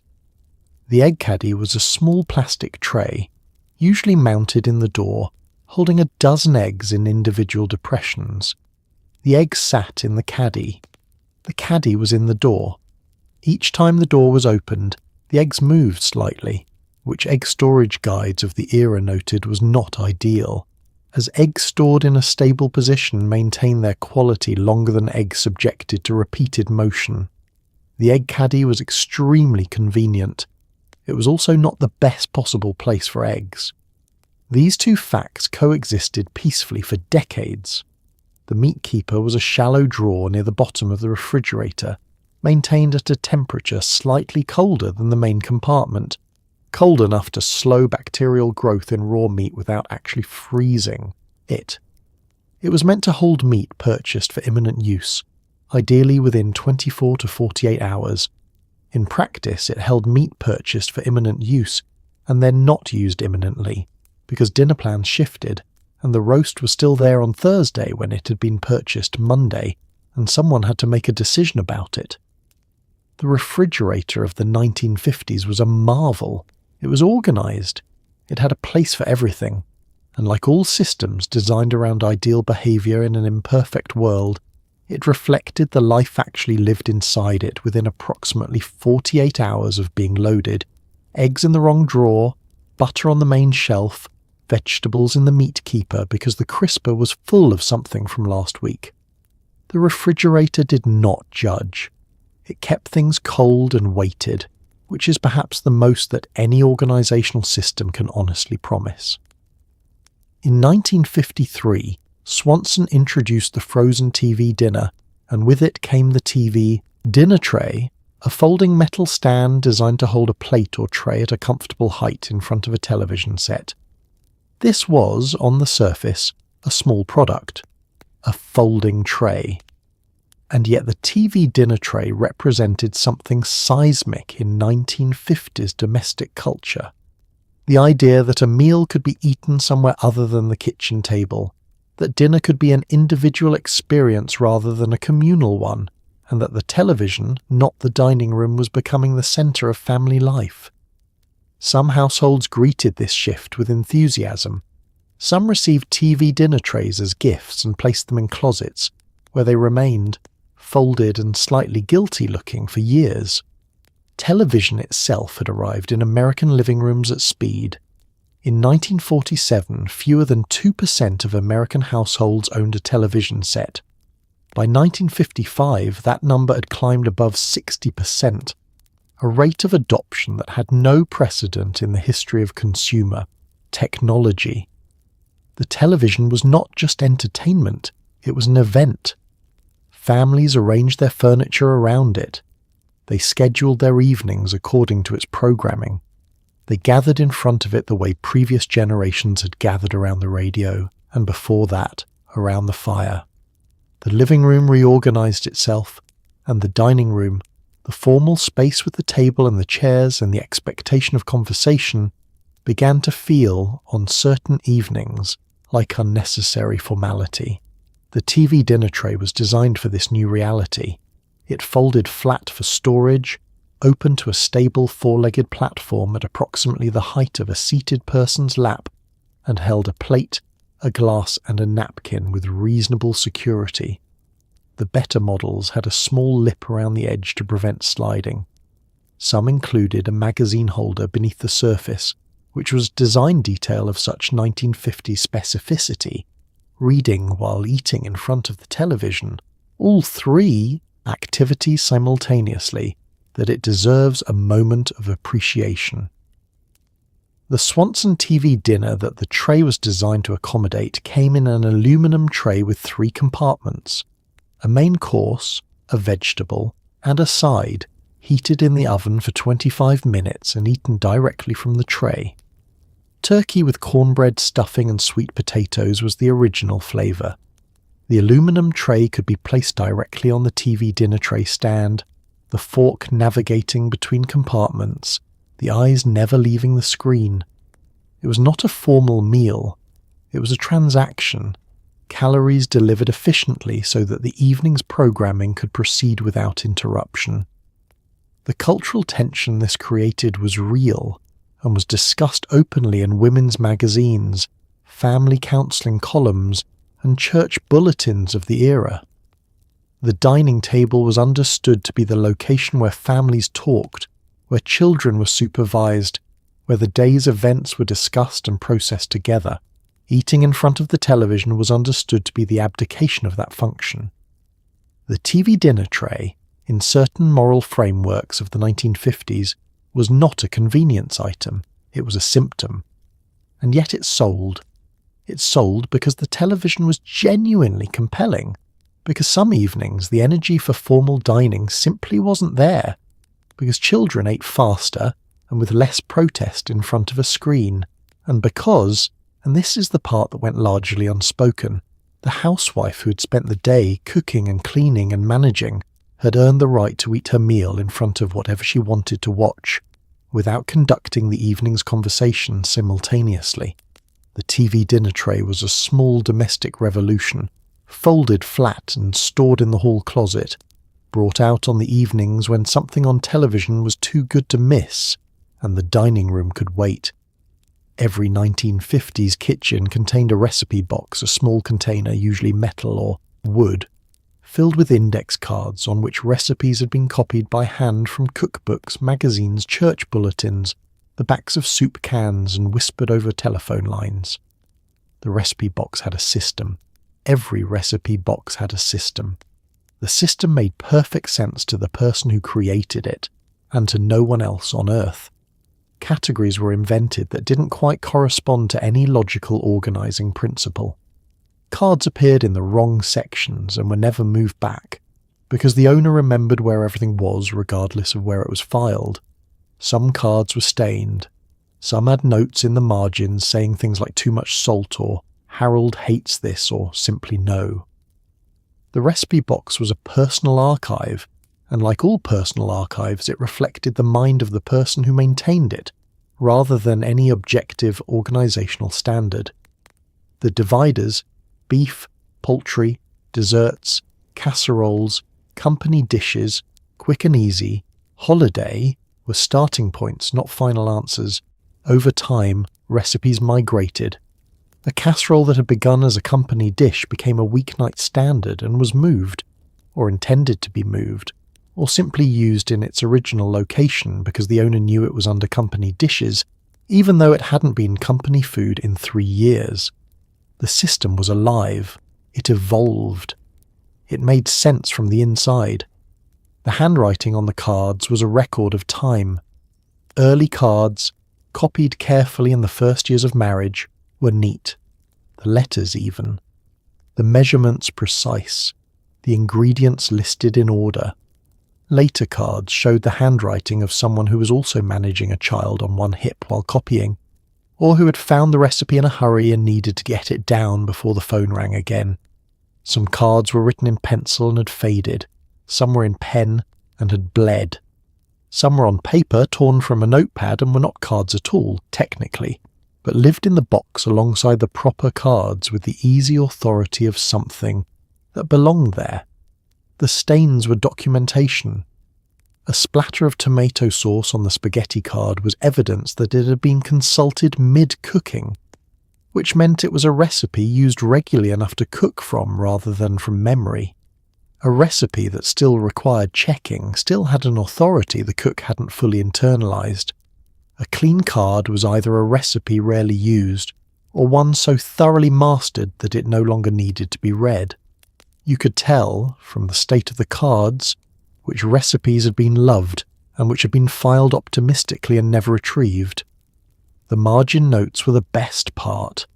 Double the garlic was confidence. Halve the sugar was experience. Mother's version is better was honesty of a particular irreversible kind. Do not make again appeared on at least one card in virtually every recipe box, usually without explanation, usually for a dish that had produced some outcome sufficiently memorable that the note was considered adequate documentation. You didn't need to know why. The note knew why. The note was sufficient. Recipe boxes were not replaced when their owners moved or redecorated or received new cookbooks. They travelled. They accumulated decades of cards and became, by the 1960s and 70s, something closer to a family document than a kitchen tool. A record of what a household had eaten, what it had celebrated, what it had attempted once and decided against, and what it had made every Christmas for 40 years running. You could reconstruct a life from a recipe box if you knew how to read the cards. The system might not make sense to you. It made perfect sense to her. That was always enough. The 1950s kitchen did not operate in isolation. It existed within a neighbourhood economy of borrowed equipment, exchanged recipes, quiet competition, and the deeply important social ritual of the casserole. When something happened, a new baby, a bereavement, an illness, a move, the neighbourhood responded with food, specifically with casseroles that were carried across lawns in covered dishes and left on doorsteps, and presented at back doors with expressions of sympathy and the implicit understanding that the dish would be returned, washed, by the end of the week. The quality of a neighbourhood's casserole culture was a matter of pride. The woman whose dish came back quickly and empty had done something right. The woman whose dish came back with food still in it had questions to answer. The casserole was the perfect vehicle for neighbourly food because it was portable, it was abundant, it reheated well, and it required no presentation beyond arriving warm and covered. It did not need to be served immediately. It could be slid into the recipient's oven and forgotten about until needed, which was exactly the right quality in food delivered to a household that was managing grief, exhaustion, or a newborn. The casserole did not demand attention, it waited. This was its great virtue. The dishes themselves circulated through the neighbourhood with the regularity of library books. Everyone had a casserole dish with their name written on a piece of tape on the bottom, a practice so universal and so sensible that it required no explanation to any woman who had ever sent a dish across the street and waited 3 weeks for its return.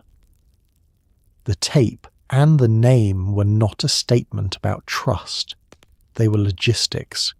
Dishes came back confused about their origins without the tape. With it, they found their way home eventually, usually via a third party who'd received the dish from someone other than its owner and had held it for 2 weeks, meaning to return it. The equipment borrowing extended beyond casserole dishes. Muffin tins travelled between houses for baking projects. Punch bowls appeared at parties and disappeared back to their owners the following morning. Cake stands were loaned for church functions. The large roasting pan, too large for most kitchen, cabinets, too useful to own individually, was often a shared resource on the street, its location known to 4 households who each believed they had primary custody. No one had primary custody. It belonged to the block. Recipe sharing operated on a parallel track. A neighbour brought a dish to a gathering and someone asked for the recipe, and the recipe was given, or a version of it was given, because recipes shared verbally always arrived slightly altered, the proportions estimated from memory. The key technique described in terms that assumed a level of existing knowledge the recipient may or may not have possessed. The written version, copied onto an index card and delivered later, was the more reliable transfer. But even written recipes crossed the fence in a form shaped by the giver's habits and assumptions. What arrived on the card was the recipe as she made it, which was not necessarily the recipe as the original creator had intended it, which was not necessarily how you would make it once you'd tried it twice and adjusted for your own oven. The competition between neighbouring kitchens was real, acknowledged by no one directly, understood by everyone completely. Whose pie crust was flakier, whose roast came out more tender, whose cookies disappeared first at the school bake sale. These were not spoken comparisons.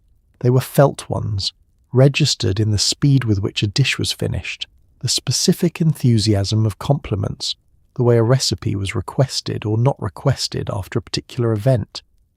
The 1950s neighbourhood kitchen was a community. It was also, quietly and without malice, a tournament. And the casserole dish was both the offering and the scorecard.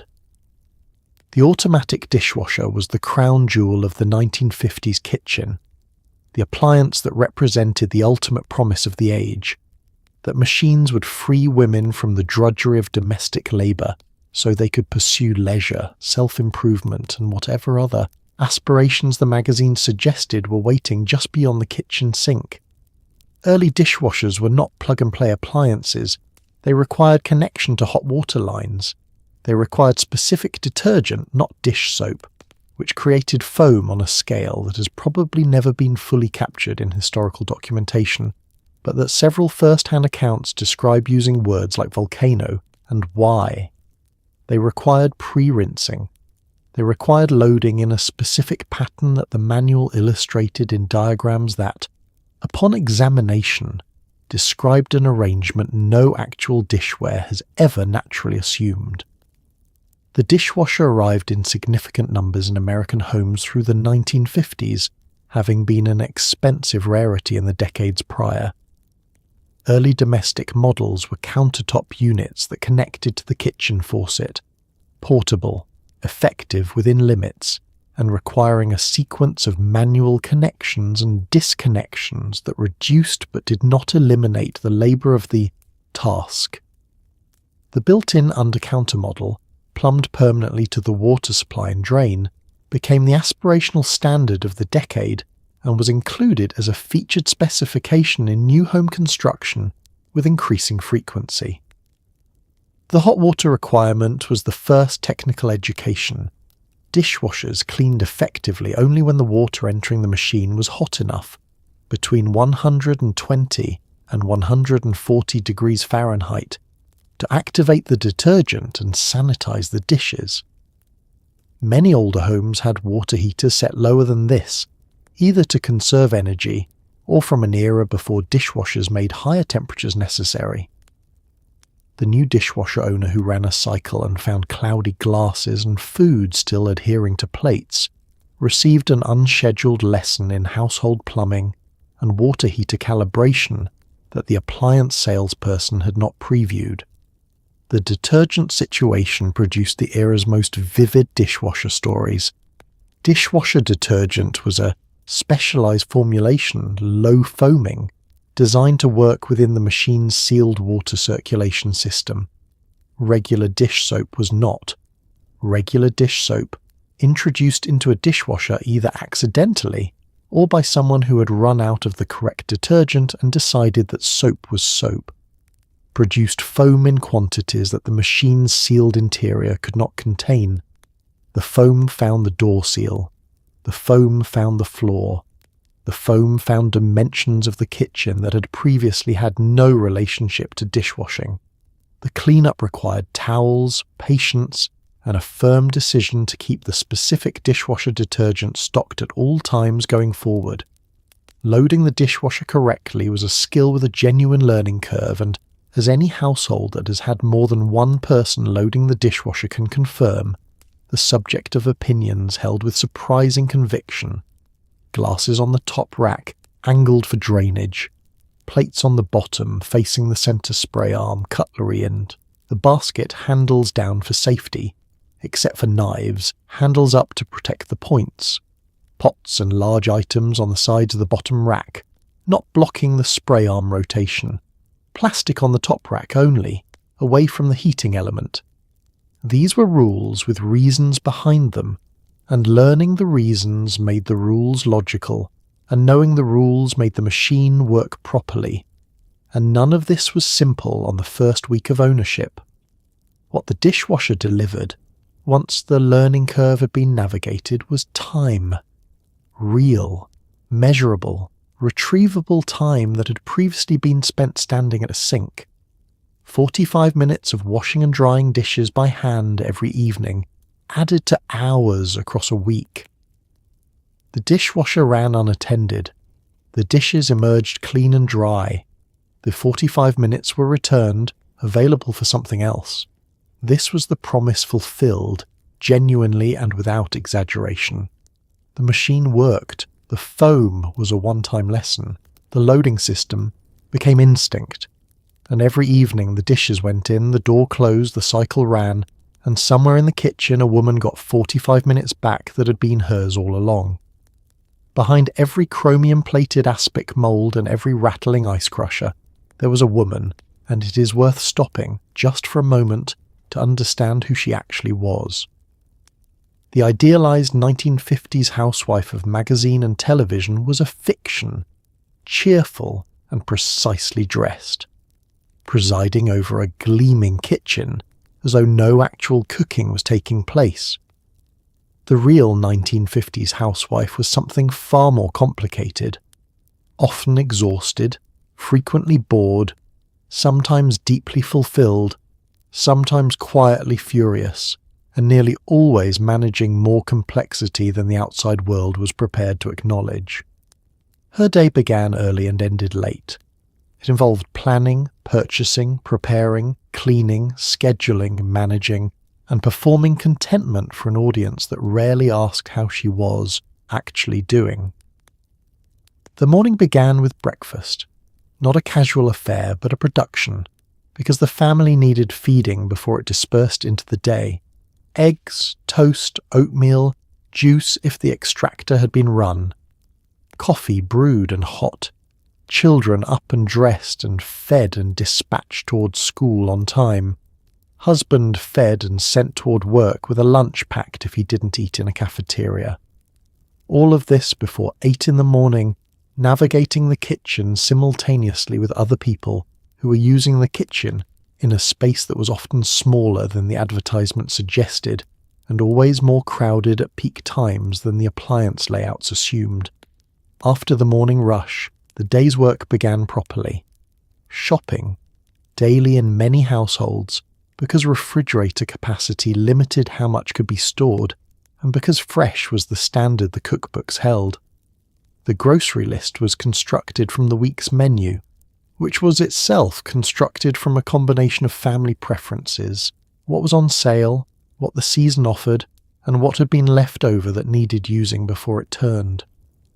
Menu planning was a weekly project requiring the kind of logistical thinking that, in an office, would have been called project management and compensated accordingly.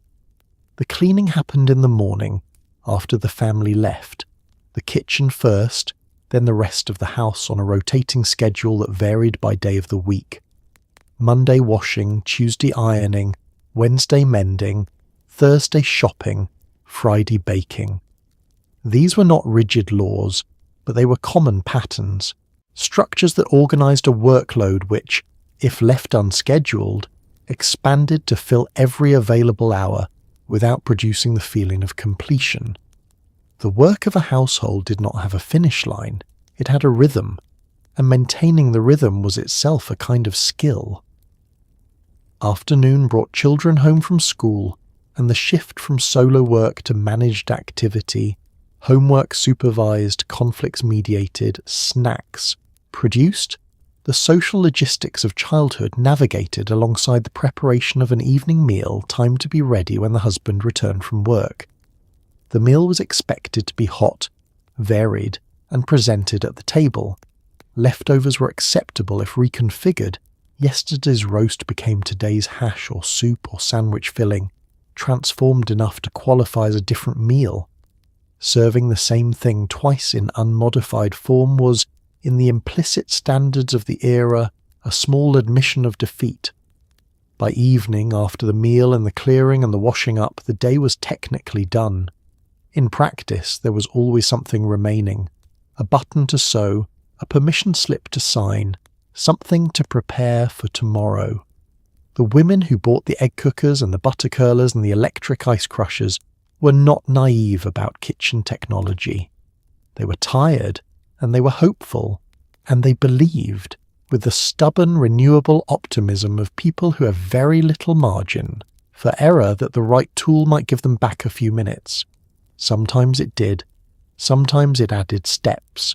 Either way, they kept looking, kept buying, kept trying, which is perhaps the most human response possible to a workload that never quite ended.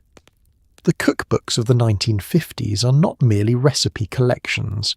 They are anthropological documents, detailed records of a culture's anxieties, aspirations, and genuinely baffling food philosophies preserved in ring binders and spiral paperbacks with watercolour illustrations of casseroles on the cover.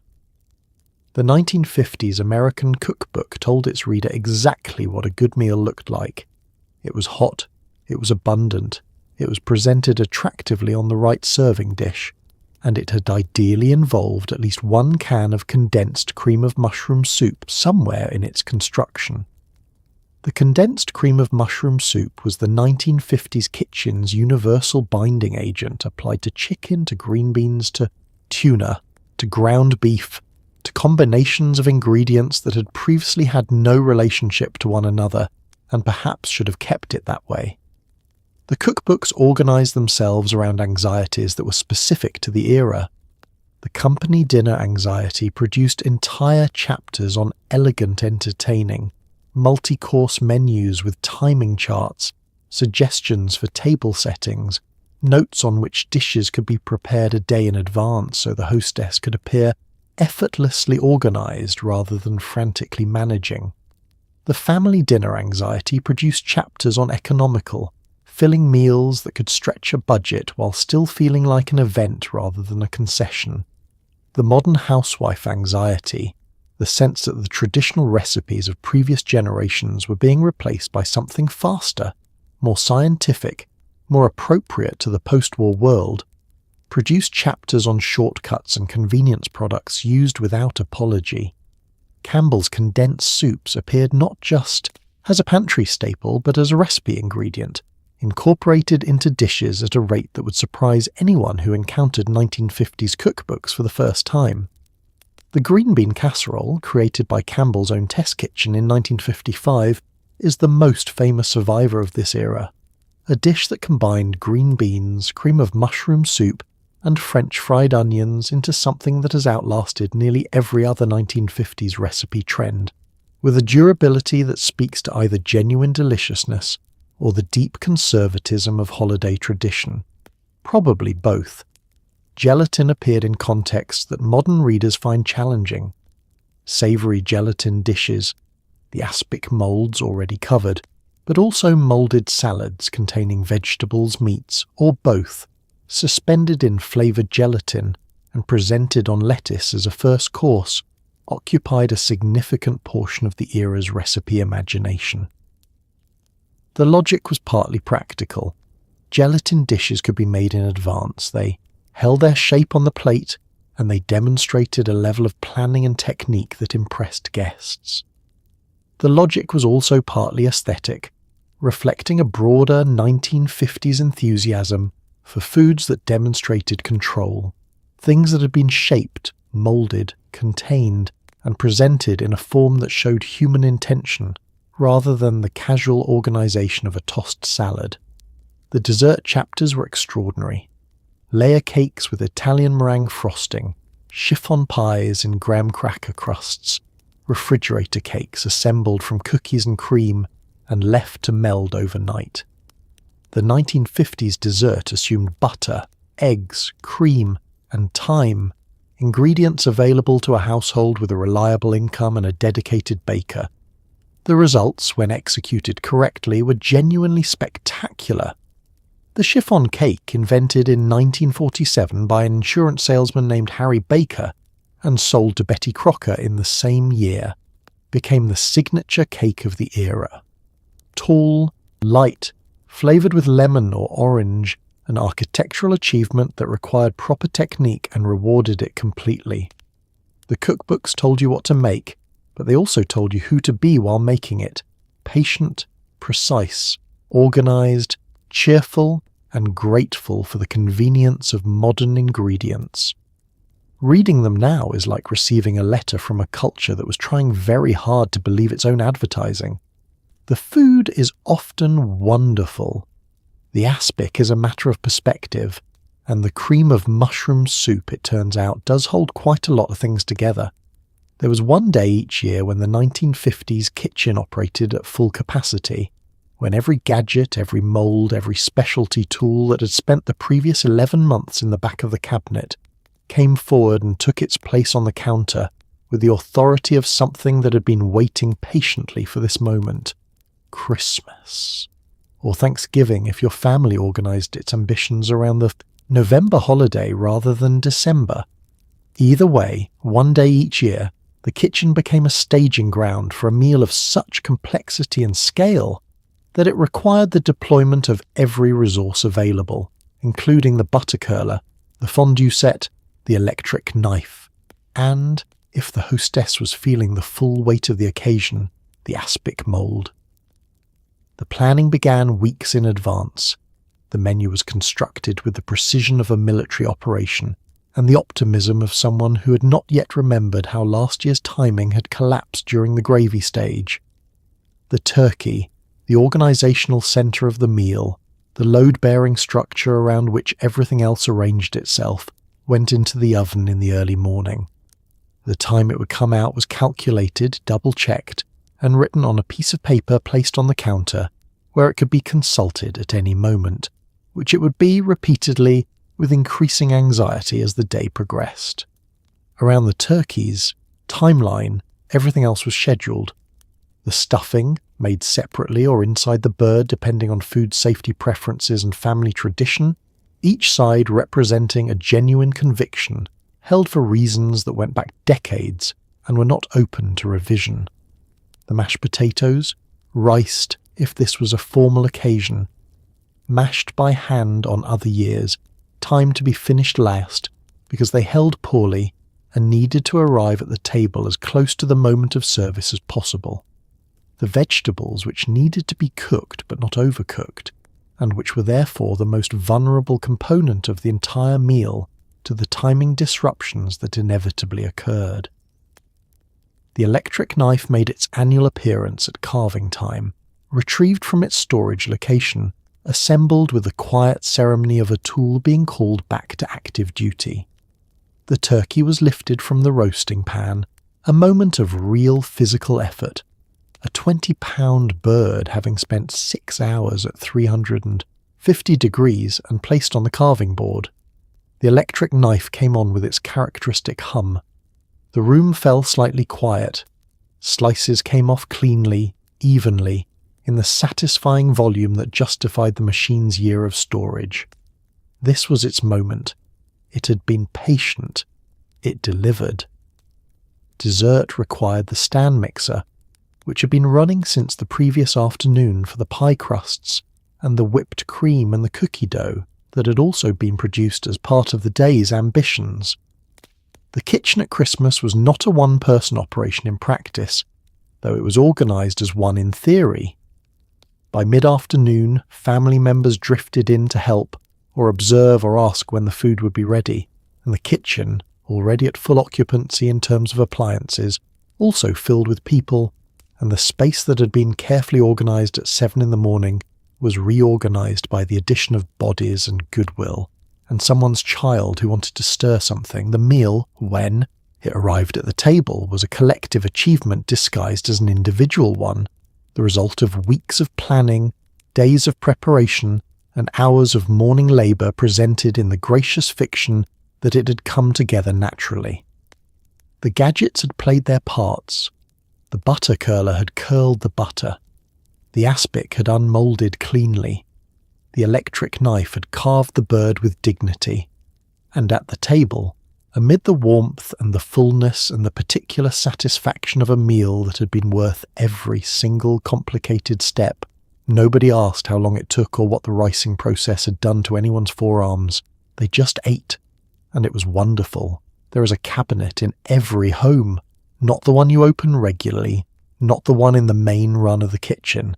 The other one, the one above the refrigerator or in the pantry or below the counter in the corner, where the door only opens halfway because the trash can is in the way. This is where the gadgets went. The electric pickle slicer. The cherry pitter that required both hands and produced an unreliable result. The yogurt maker purchased during a brief enthusiasm for fermentation that lasted approximately one weekend. The pasta roller used 3 times before someone realised they just preferred buying pasta. These objects accumulated over years in the back cabinet, the kitchen's own museum of good intentions, a collection of devices that each represented a moment when someone thought, "This time, this will be the thing that changes everything." The back cabinet operated on its own logic. Things entered it with the understanding that they were being stored, not discarded, that there was a future occasion for which each item would be retrieved and used, and that discarding it would be the act that guaranteed that occasion's arrival. The deviled egg plate, the specialised tool for shaping the exact right amount of filling into each half, the single-purpose item of such narrow application that it implied a frequency of egg deviling considerably higher than the household's actual deviled egg schedule. You couldn't throw it away. Someone had given it to you, or you had bought it for a party 3 years ago, and it had worked, and the eggs had been perfect, and in theory you might need it again. The 1950s kitchen's back cabinet was particularly rich because the decade had been generous with gadgets, generous in production, generous in advertising, generous in the cultural permission it granted for purchasing specialised equipment. If a thing had a dedicated tool, having that tool meant doing the thing correctly. Doing things correctly was the whole ambition. So the cherry pitter came home, and the cherry pitter worked, and cherries were pitted for a cobbler that summer, and then the cherries weren't in season anymore, and the pitter went into the back cabinet where it waited for the following July, which came, and the cherries were purchased, and the pitter was not retrieved, because it was behind the deviled egg plate and the corn cutter, and someone's hand-crank pasta machine, and the cherries were pitted with a paring knife, which took twice as long and worked perfectly well. The gift problem amplified the back cabinet's population reliably each December. Kitchen gadgets were excellent gifts, practical, thoughtful, demonstrably useful, clearly relevant to the recipient's life. The person who gave them had found something in a catalogue or a department store that struck them as clever and modern, and it arrived wrapped in festive paper with genuine good intention behind it. The recipient received it with genuine appreciation, placed it in a prominent position initially, used it with the enthusiasm appropriate to a new and gifted object, and then, as the weeks passed and the specific task it was designed for arose less frequently than anticipated, moved it gradually toward the back cabinet with the respectful care given to things that were good gifts even if they were not quite right for everyday life. Nothing in the back cabinet was rubbish. This is important. Every item in the back cabinet was a reasonable object that had done nothing wrong. The yogurt maker made yogurt. The pasta roller made pasta. The cherry pitter pitted cherries with admirable efficiency. Their presence in the back cabinet was not a verdict on their quality, but on the mathematics of kitchen use, the simple reality that a household can only actively employ a certain number of tools, and the tools it employs are the ones that solve problems that arise daily, not annually, and that solve them with less preparation and clean-up than the alternatives require. The back cabinet was a record of enthusiasm, of an era that believed in solutions, in purpose-built tools, in the idea that the right equipment existed for every task and that owning it meant being prepared.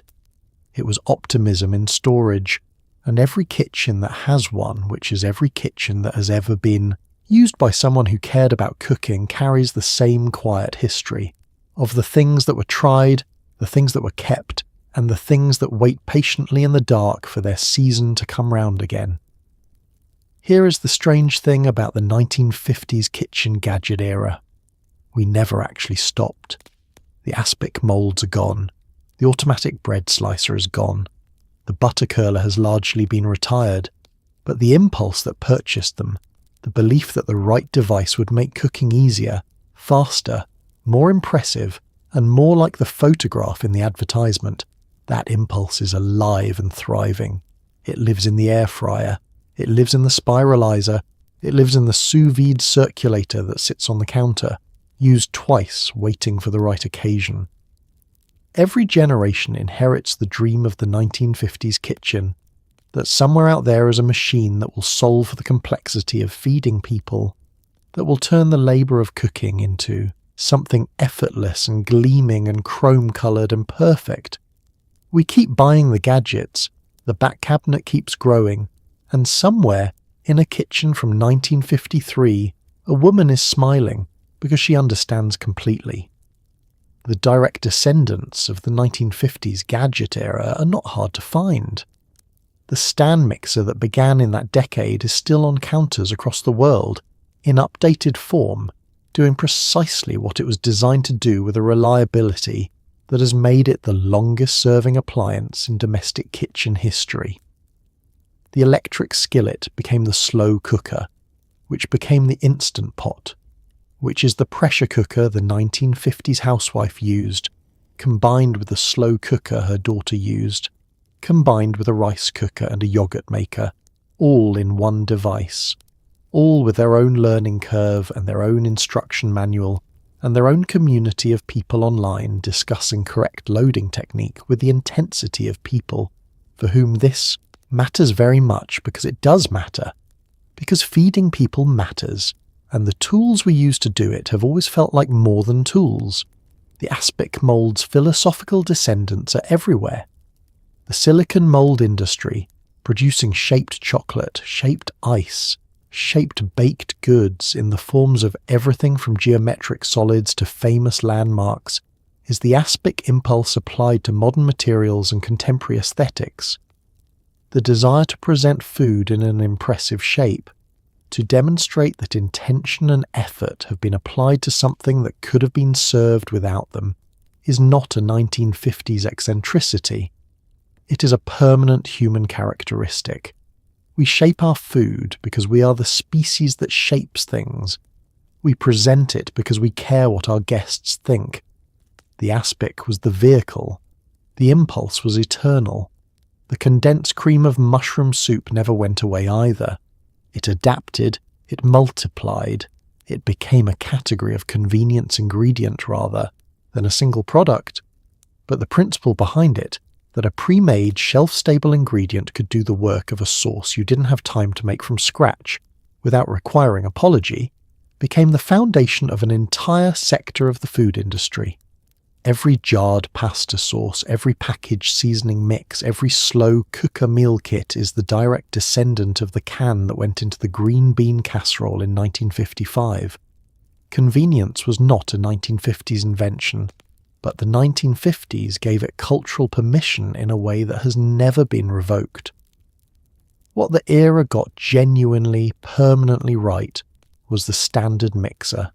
The electric range with calibrated temperature control, the refrigerator as the organisational centre of the household food system, and the dishwasher, all technologies that removed real labour from the kitchen in ways that were not replaced by new complications. What it got enthusiastically, but not always correctly right, was the specialised gadget, the single-purpose tool purchased on the strength of an advertisement and evaluated over months of actual use against the simple standard of whether it was worth the drawer space. The women who navigated this era were not duped. They were experimental. They were given a culture that told them the kitchen was their domain and their responsibility, and also their opportunity for distinction, and they worked with that framework, testing, evaluating, keeping what worked and quietly retiring what didn't, with the practical intelligence of people who have real stakes in whether their tools function. The gadgets they kept are still in production. The ones they didn't are in antique shops and estate sales, where they are purchased now with the specific affection reserved for things that tried hard and failed interestingly. The 1950s kitchen was not perfect. It was hopeful. It was modern in the way that every era is modern, convinced that it had finally arrived at the right way to do things just before the next era arrived and thought the same. The chrome has faded. The pastel appliances have become collectibles. The Aspic has not made a comeback, though somewhere someone is probably working on it, and the dream of the perfect kitchen, fully equipped, completely organised, turning out flawless meals with graceful efficiency, That dream is still on the counter, plugged in, heated to the right temperature, waiting. Just like it always was. The electric carving knife arrived in American kitchens in the early 1960s, but its roots, the idea that a knife should vibrate at high speed, were firmly planted in the product development culture of the previous decade. The electric knife consisted of two serrated blades that moved rapidly against each other in a reciprocating motion, allowing users to slice through roast turkey, pot roast, and bread with minimal effort. This was genuinely useful. It was also, to anyone who picked one up for the first time, profoundly alarming. The sensation of holding a vibrating double blade while attempting to carve a bird in front of the extended family is difficult to describe, but the words confident and relaxed do not feature prominently. And so, here we are. At the end of a long day in a 1950s kitchen that smelled of Crisco and ambition, and, on certain adventurous evenings, a fondue gone slightly wrong. You've watched the egg cooker fail to simplify breakfast. You've witnessed the Aspic unmold with varying degrees of success. You've stood at the counter with a butter curler in your hand, working against the clock and the temperature of the butter, producing something small and perfect and melting before anyone had a chance to appreciate it properly. You've heard the ice crusher. You're still in some small way recovering from the ice crusher, but here is the thing that stays with you when the gadgets are put away and the chrome has stopped catching the light. The women who stood in those kitchens were not performing domesticity for its own sake. They were feeding people. Day after day, morning after morning, they planned and purchased and prepared and presented meals that kept families alive and gave them somewhere to be together at the end of the day. They did it with the tools they had, and when someone told them there was a better tool, they tried it, because trying was how you found out, and finding out was how you got better, and getting better was the whole quiet project of a life spent in service of the people you loved. They riced the potatoes when the occasion called for it, even when their hands ached afterward. They made the aspic, even when the unmoulding was uncertain. They set the timer and watched the valve on the pressure cooker and learned over years to read the kitchen the way a sailor reads the weather, by feel, by sound, by the particular smell of something that is almost ready. They were not the women in the advertisements. They were more interesting than that. They were tired and capable and funny about their own failures and quietly proud of the things they got right. They passed their recipes forward on stained index cards with margin notes that said, "Double the garlic, and Harold hates this and Mother's version is better." They passed the casserole dish across the lawn when someone needed feeding. They pulled the recipe box out of the drawer when someone asked how to make the thing that tasted like childhood, and they read it aloud from a card in handwriting that shook slightly toward the end, the way handwriting does when it was written in a hurry, in the middle of a full afternoon, with one hand on the telephone and dinner already on the stove. They kept going. That's the whole story, really. The gadgets were the props. The keeping going was the point.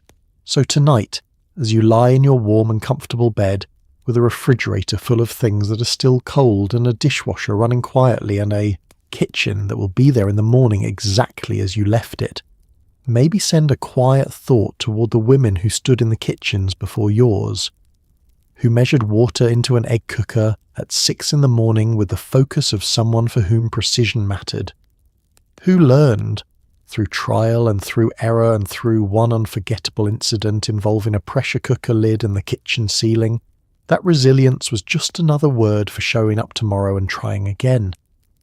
They were ordinary. They were extraordinary. They fed the world one casserole at a time. Let the ice crusher be still now. Let the aspic mould rest in the back of the cabinet. Let the butter curler lie quiet in its drawer, waiting for a special occasion that may or may not come. You've done enough today. Close your eyes. The kitchen will keep. Good night.